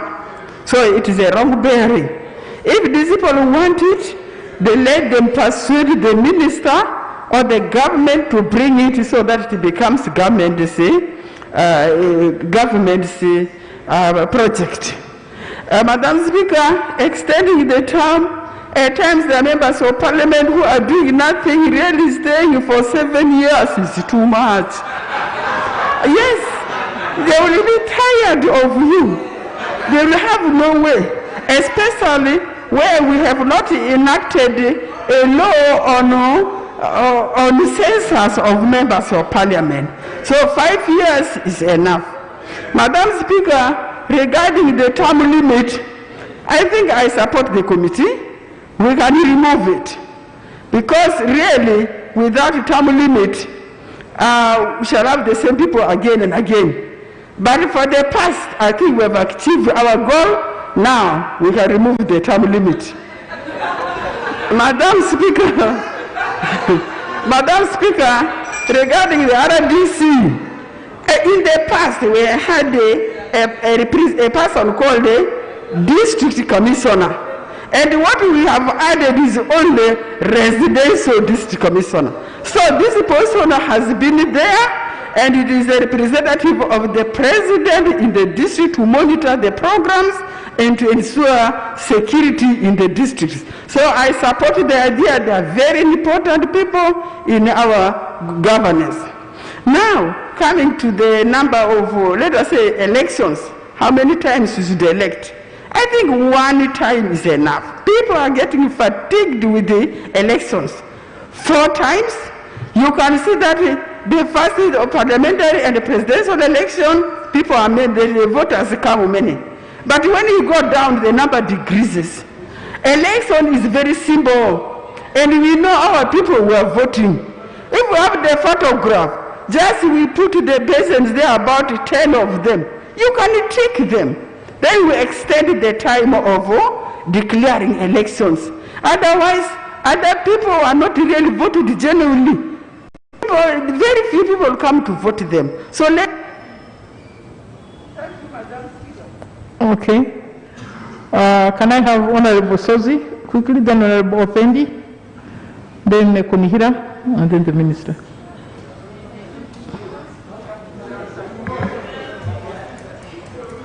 I think others will do tomorrow. We are continuing. Okay. But I'll note down your names: Nambeshe, Centenary, Odur, Angeline. Okay. Thank you, Right Honorable Speaker. I also like to thank the committee and the chairperson for the work well done. Madam Speaker, I'll submit on 2 issues. One on page 28, where the recommendations of the Committee on Restoration of the term limits, and also on the extension from 5 to 7 years. Let me begin with the restoration of term limits. I support the committee position to restore the term limits. One, I'll debate this as a common person in Lugazi, or from Lugazi. One, we need to safeguard our country, constitution, to have a safeguard that checks the office of the president. This is an office with all authority, where we have the commander in the person who is in charge of the direction of the country. So we removed the term limits initially, and then the age limit, leaving the constitution almost hanging. It is imperative that we get back the term limits on board. 2, Madam Speaker, we have many Ugandans who are competent and can be prepared for the office of the president. So having one person to serve 1, 2, 3, 4, several terms in office, it does not prepare other leaders for the office. We need to prepare leaders. 3, Madam Speaker, we need to see our former leaders as think tanks, consultants. Like in Kenya and Tanzania, look at the example of Chama cha Mapinduzi. It has been in power for long, but after every 2 terms, they see another person. Times have changed, Madam Speaker. 4, previously, we had several changes of government here in Uganda, right from 1962 to 1986, when the current president took over office. We had so many meaningless changes. That change that time was almost useless, because change was unconstitutional. It is the time to have constitutional change of president in office. We need to see a president of Uganda handing over power peacefully to another leader. Yes. It is the time, Madam Speaker, times have changed. Yes. And 4 and 5, Madam Speaker, we are lucky in Uganda here. We have our judge who calls us Wazukuru. We may have a radical change and somebody, Madam Speaker, just have a minute. Yeah, please conclude. We may have a radical change and get somebody very stubborn who will again misdirect the country. It is the time to have things constitutionally organized. Now, Madam Speaker, as I conclude on the extension of office from 5 to 7 years, I invite you to Article 260 of the Constitution, 1 and 2. Article 260 of the Constitution. I'll read for you verbatim. A bill for an act of parliament seeking to amend any of the provisions specified in clause 2 of this article shall not be taken as passed unless A, it is supported at the second and third readings in parliament by not less than 2/3 of all members of parliament, and B, it has been referred to a decision of the people and approved by them in a referendum. When you look at what this article clearly specifies, it is talking about Article 1, 2, 44, 69, 74, and 79.2. There seems to be a conflict between this and 79.2, which gives power to the people, and then 79.2 bring back the power to Parliament. Look at 79.2, Madam Speaker, and you advise us on which one overrides the other. Then we shall have a proper answer on the extension from 5 to 7. 79.2, except as provided in this Constitution, no person or body other than Parliament shall have power to make provisions having the force of law in Uganda, except under authority conferred by an act of Parliament.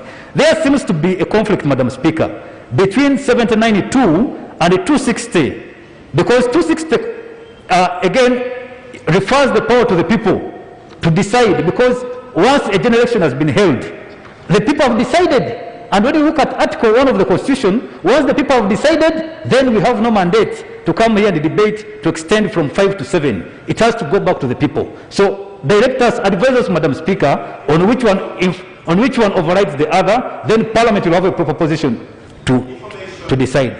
Information allowed.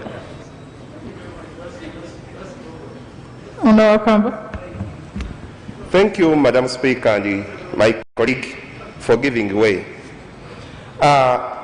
Madam Speaker, the information I would like to give to my brother regards this recommendation of the committee in respect to the 7 years. Madam Speaker, the committee was very clear. It does not propose the 7 years as one of the amendments to be considered by this Parliament. All that the committee is saying, Madam Speaker, is that the government commences the process of increasing the term of political office from 5 to 7 years, which is in compliance with the relevant provisions of the Constitution, and should not apply to the Parliament in which the proposal is effected. So, Madam Speaker, the committee was arrived at the fact that this is a private member's bill, and this aspect has a financial implication, and it is only the government that can bring a bill that can have an effect of changing the term of office.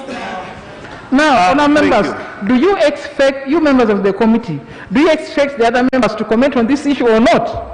Because it's part of the report. It's part of the report. As I conclude, Madam Speaker, thank you for the information, Honourable colleague. As I conclude, Madam Speaker, with the Office of Member of Parliament, an MP can come back even 4 or 5 times, but with the Office of the President, this is a very sensitive office. A person 2 terms are enough. Let's restore the 2 terms. But with the Office of the Parliament, local government, somebody can come as long as people keep voting him back. But the number 1 office, it's a very, very sensitive office that requires to lead the country in the new times of change. I submit. Honourable Pendi.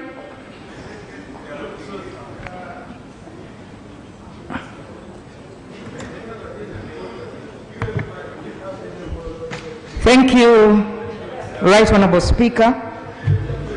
Right Honourable Speaker, it's very unfortunate that we are having the committee being uncomfortable when members speak about this 7-year extension, and yet it is part and parcel of their report.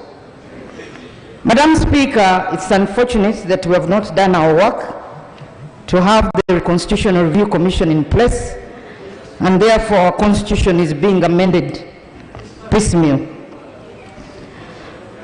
Madam Speaker, I want to thank the committee both for their reports and first and foremost to state that I am actually one of those who stood to support the reinstatement of the term limits. At that time, if I'm not mistaken, I could have been the only minister. I'm glad it is coming back, and I want to support that position, Madam Speaker. If we need peace and stability in this country, this is the way to go. It was amended then for a purpose, and I think moving forward,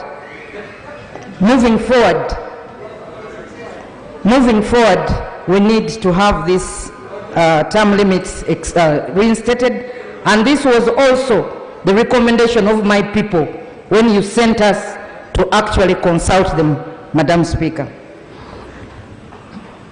Secondly, Madam Speaker, the issue of appointment of ministers from amongst members of Parliament. Some people think that ministers will be more efficient. I am a minister, but a member of Parliament also at the same time. And I've been in very busy ministries, Madam Speaker. The Ministry of Health was quite busy.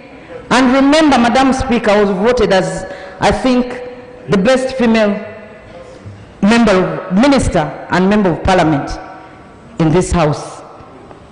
Yes, you all saw that report. Therefore, there is nothing like you will be more efficient.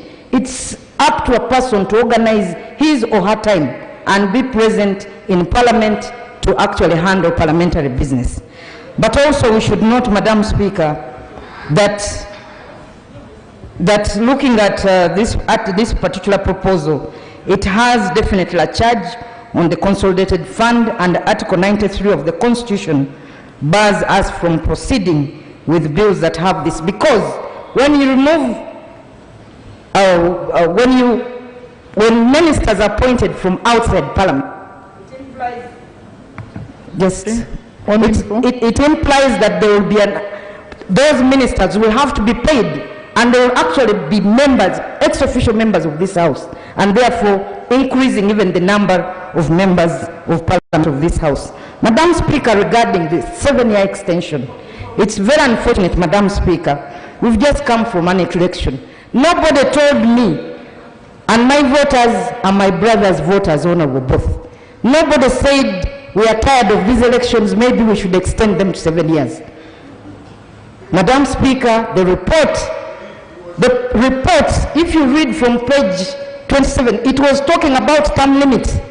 But from the term limits, it veered to come and bring in the extension of the term of the president to 7 years, and of course, this goes with also the other members of Parliament. So, Madam Speaker, for me, it is very unfortunate, and I want this Parliament to actually reject this particular recommendation, because it comes from the report that the committee therefore, the committee thinks that the presidential term limit to be meaningful, the presidential term has to be sufficient enough to enable the president implement and fulfill his manifesto. Who said that you can't fulfill your manifesto in 5 years? Madam Speaker, we make manifestos for 5 years and we can actually fulfill. And this country is actually, if I can use the accounting term, it's like a going concern, Madam Speaker. So there are resources to actually implement other programs that may not have been completed by one person, and therefore whoever comes next can actually continue with the programs for this country. So I want Parliament to reject this particular proposal, and the committee should even drop it.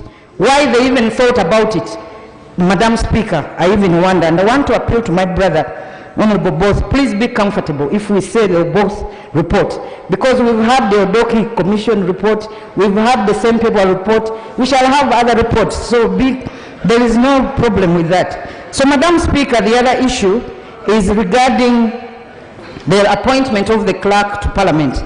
I want to support the position that the Parliamentary Service Commission appoints the clerk, recommends, interviews, recommends the clerk to the president, and then the president can appoint. I think that is best practice. I think, Madam Speaker, the others are on the City Land Board, which is an obvious issue. It's very unfortunate that this matter is still in court, and I hope it can be fast-tracked so that this particular amendment can be extended now that we have cities. Otherwise, Madam Speaker, I want to thank you. The time has been short. I had other issues. Maybe at an important time we can make another contribution. Thank you, Madam Speaker. Okay, Honorable Kunihira, then the Minister.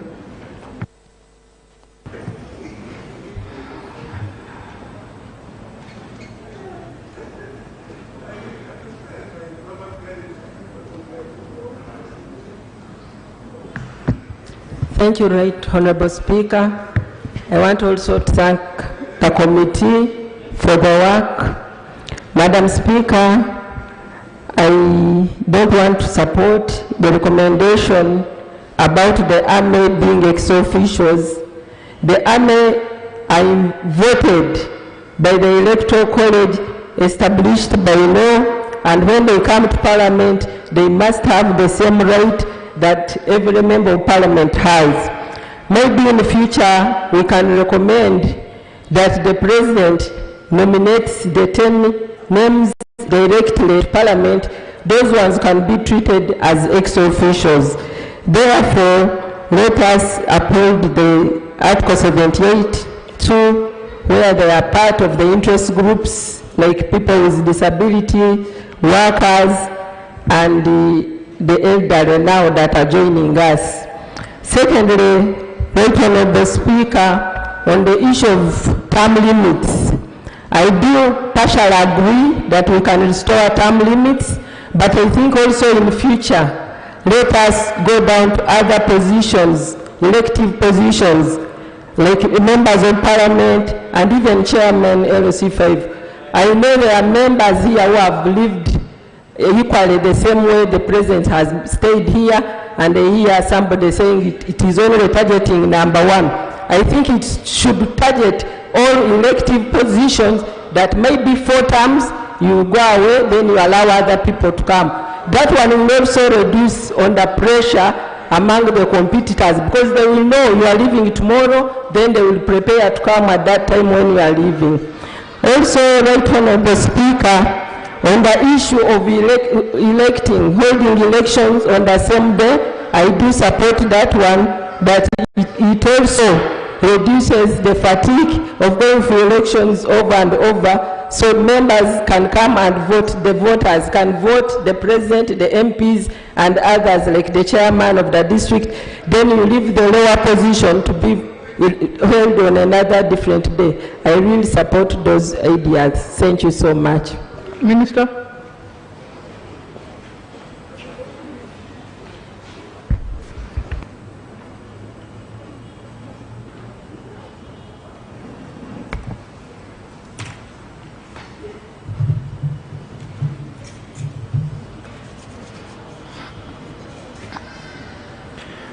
Madam Speaker, I want to thank you for this opportunity, and I want to thank members of the Parliamentary Committee for their reports. Madam Speaker, honorable members, you will recall that on 19th December 2019, a private member's bill entitled Constitution Amendment Bill 2019 was introduced in this House by Honorable Winfred Nwagaba, and it was read for the first time and referred to the committee in accordance with our rules of procedure. You will also recall, Madam Speaker, honorable members, that the Legal Parliamentary Committee examined the bill and submitted its report in May 2020. it had both majority and minority reports, showing that members of the committee had not reached a consensus on a number of recommendations on the provisions of the bill. The bill is now being debated and has been read for the second time. Madam Speaker, if you look at the amendments, they that amount to about 31 articles in the Constitution being amended, affecting so many different entities and departments of government.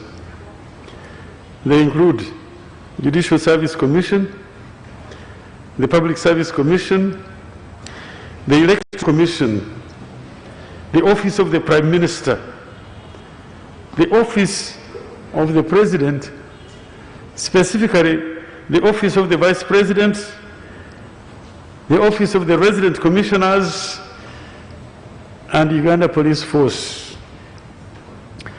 This is a huge exercise. It almost tantamounts to overhauling the Constitution through a private member's bill. Allow me, Madam Speaker, honorable members, to make two observations. One is a general observation on amending the Constitution piecemeal. I know, Honorable Sarah, you have made it a point. Amending the Constitution in a piecemeal distorts the coherence of the Constitution. And the second observation I want to make is on the financial implications, which is contrary to Article 93. And I want, Madam Speaker, honorable members, I will beg to pray. Thank you, Madam Speaker. The procedure point I'm raising, Madam Speaker, is twofold. One, this particular bill is at the debate level, and the Honourable Minister is expected to be participating in the debate if at all he has anything useful to contribute. Secondly, Madam Speaker, the Honourable Minister is raising matters that have since been bypassed because, one, he, together with the executive arm of government, particularly the Minister of Finance, participated in refusing to give me, as a private member, the certificate of financial implication. But fortunately enough, when we were passing the Public Finance and Management Act, we did provide for the grant of the certificate by operation of the law, particularly Section 76 of that Act. And we got the certificate of financial implication by operation of the law. So is the Minister proceeding rightly and bringing matters that have since been overtaken by the law? Honourable Minister, I think later the debate flow, you'll be able to, at committee stage, to object or mobilize people to your position. I think you allow members to Well, thank you very much. No, I had not actually involved in the debates or the content of the bill, or I was making observation leading to what I wanted to talk about, but Honorable Nwagabo is anticipating what I'm going to say, which I haven't done. But Madam Speaker, just to continue on this point, the Ministry of Justice and Constitutional Affairs has received several proposals for the amendment of the Constitution from different individuals, stakeholders, organizations, and the amendments are being compiled. They have been compiled, and we continue to compile them, processing them through a Constitutional Review Commission. And this Constitutional Review Commission, I want to inform the members, is in advanced stage of forming.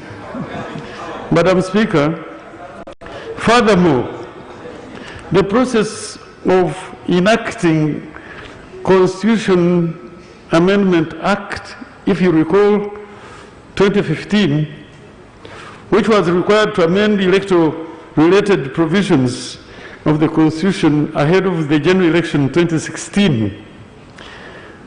The Legal Parliamentary Committee at that time scrutinized the bill and recommended to the House in its report that since there was popular demand for amending the Constitution, government should set up a Constitutional Review Commission to process the proposals which we have received and which we have, because at that time these were outside the scope of their mandate. And furthermore, Madam Speaker, in adopting the report, Parliament also recommended that we set up a Constitutional Review Commission to examine and consider all those proposals that we had received.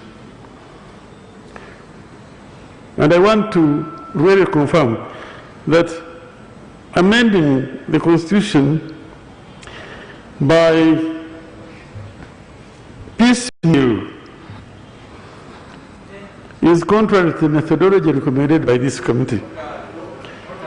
Furthermore, Madam Speaker, I know Honorable Nwagaba has drawn my attention to what had gone on before, but I want to show that the Constitution Amendment Bill being debated right now, promoted by Honorable Nwagaba.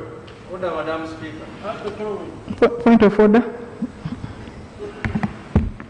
Madam Speaker, thank you so much for the time you have accorded me. Madam Speaker, I remember very well when we had just started Parliament in 2016, you asked government and requested the government several times to bring all matters related to the constitutional amendment when we had just begun here. Madam Speaker, it became a song that every time we requested the government to come with Constitutional Review Commission. Madam Speaker, in 2017, you remember very well, I sponsored a motion requesting constitutional amendment to be done once so that every provision, the Constitution can be re-evaluated to ensure that we do everything. And we never wanted to do a peaceful kind of amendments. Madam Speaker, Madam Speaker, we never wanted a peaceful kind of amendment, whatever it is. I think members, you understand what we mean. Madam Speaker, Madam Speaker. Order. Madam Speaker, we never wanted what the minister is now requesting for. We took time here, we requested, but they said they were in a hurry. It is because of that kind of amendment that you desired, that's why Honorable Nwagaba is here, since you allowed Majesi to bring in his amendments. Now Honorable Nwagaba is here doing the same thing Majesi did. Madam Speaker, is the Honorable Minister in order to stand before us here and keep saying we cannot allow these kinds of amendment to the Constitution? Is in order? Now, honourable members, I really want us to take the track record of what has been happening here. First of all, in 2014, there were a number of stakeholders who made submissions to the government, including Parliament, proposals for amendment of the Constitution. They were handed over to the Attorney General at that time. I'm told they went to the Cabinet, and then they decided that some things are urgent, others we are going to do soon after elections. That's 2015. The government has not come with any proposal, not even the Review Commission. Honourable Minister, I'm sorry, but you are standing where another minister stood and assured this House that the proposed Constitutional Review Commission is almost done. There are even some names sputtered in the papers. So, Minister, it's difficult to believe that the government is actually in the process of proposing any review commission because of the track record. I think you allowed the House to debate this bill. Well, let's see how they pass it. What remains? You can take the review commission. Madam Speaker, of course, I respect your ruling. So all that I can now ask you, Madam Speaker, is your guidance. Number one, the amendment imposes a charge on the consolidated fund. Number two, Honorable Sozi has raised a point of Article 260 of the Constitution, seeking amending the Constitution, requiring 2/3 of all members of the House. And I want your guidance, Madam Speaker, whether this can be done.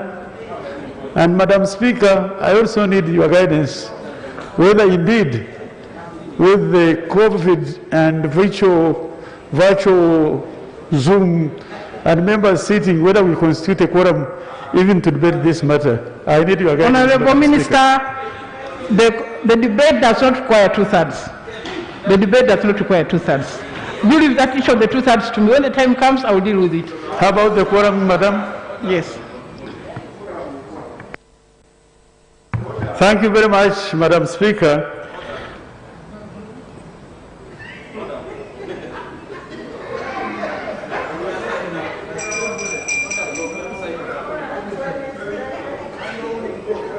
Order from Honorable Tieno.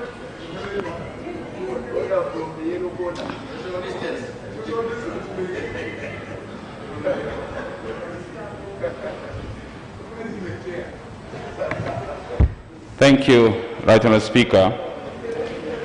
Right Honourable Speaker, the Honourable Minister, who is very senior in this House, is saying that the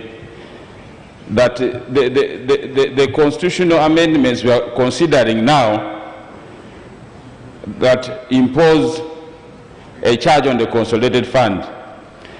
But, Madam Speaker, among the things we are debating is restoration of term limits. I do not see how a restoration of a term limit imposes a charge on the consolidated fund, because we are simply saying the president is there, let that president serve only 2 terms, he goes. So the order I'm raising, Right Honourable Speaker, is the Honourable Minister, who is a very senior member of this House, in order to come and misguide the House that imposing a term limit, restoring a term limit, imposes a constitutional, a charge on the consolidated fund, without specifically telling us which ones are those that he thinks can impose a charge and which ones are those, without even saying that. And I think he's not even aware, maybe he's in order, Right Honourable Speaker. Honourable members, at this stage, we are at a stage of general debate. When we come to the committee stage, we shall examine item by item and decide which one attracts Article 93. But we cannot stop members from debating this matter. No. Madam Speaker, I oblige your ruling. In any case, the debate has already gone on, so I wouldn't stop it. All I can say, Madam Speaker, is to beg and pray that you allow time for government to constitute a constitutional review commission so that the amendment of the Constitution can be comprehensively examined and treated for coherence and order for the proper constitution of the country. I beg and pray, Madam Speaker, that we allowed time to... No, remember, the Speaker has no control of whether you appoint or not appoint. That is your business. What we are doing is the business of this House. You are free, but you can't stop us from doing our work. When you are ready with your commission and their report, you let us know. Thank you very much, Madam Speaker. That's my submission. Okay. Honourable members, the debate will continue. Tomorrow you asked for time. We are going to give you sufficient time to debate. The chair wants to say something now.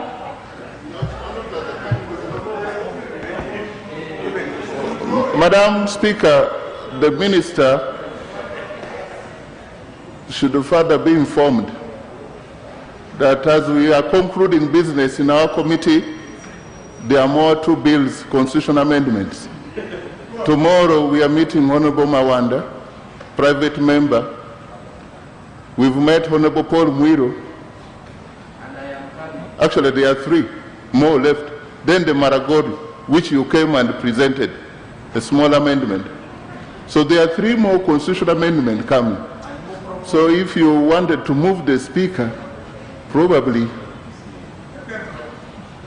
yes. Thank you very much.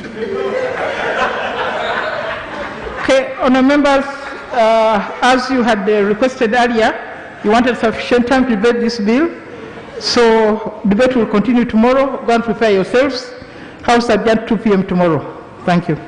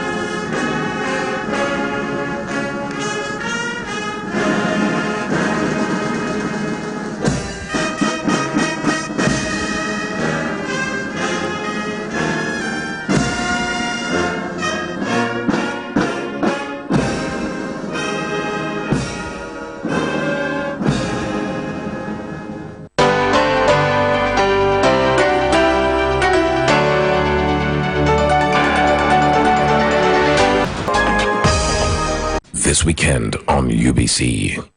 Youth of Purpose. Share with us your opinion about patriotism. Patriotism is one's undying love, Devotion. loyalty, willingness to serve your country. Uganda comes first. All of us Ugandan citizens must be patriotic. We're going to be learning a skill each episode. We are here to make herbal soap. And the good thing about this solar dryer, even in the evening when the sun has gone, it's able to contain the heat. We are going to take you through again our steps for making charcoal lighters.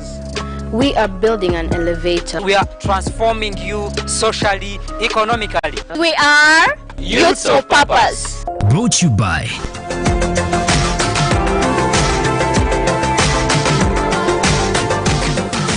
Uganda First.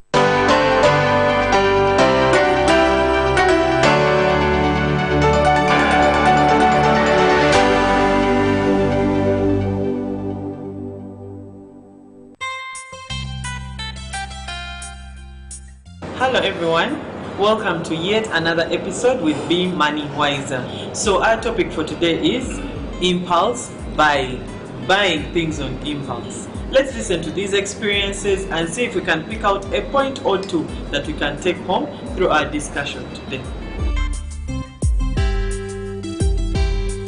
My name is Alice Nora Lajua and I'm a banker. Girls will always be girls. We love clothes, we love nice shoes, we love making our hair look nice, and we love, picking all these nice things that are, you see a friend wearing this and you really want to have it. So as a younger lady, a few years ago, I loved impulse buying. I'd look at shoes and I want to buy the shoes. whether I need them or I don't, but as long as they look nice and I had some money on me, I would actually spend. So that was one of my weaknesses. I would be having money in my pocket and I hadn't planned to buy shoes or planned to buy a nice dress, but because I think, okay, this will actually look nice on me, I go ahead and buy it. So you take this thing back home and you can't wear it, but you wasted money. Yet it actually possibly make more money or get something that will be more productive to you than pairs of shoes and nice clothes that just remain there in your closet and you never ever get to wear them. So I learned my lesson. These days I plan for what I need to buy because I know that each and every coin I spend must count. I'm called Ayela Slivia, a statistician by profession. Currently, I'm a coordinator of Uganda Statistical Society, where I deal with young people using statistics or working with numbers. I had a challenge with managing my personal finances, where I used to get money and just spend it. And by the end of the day, I used not to understand where my money goes. You know, sometimes you be there, you get money. In the evening, you wonder where you put your money. You don't know what even you've bought and how you've used it. Yet you're the same person who has spent it. So I used to have that same challenge. Why is not budget for my money? Why is not to put any record of what I'm going to spend on, where my money is going? But let alone after having a training with financial literacy, I learned on how to budget for my money. Currently, before I spend any money, I have to, immediately when I get any money, I have to first budget for it.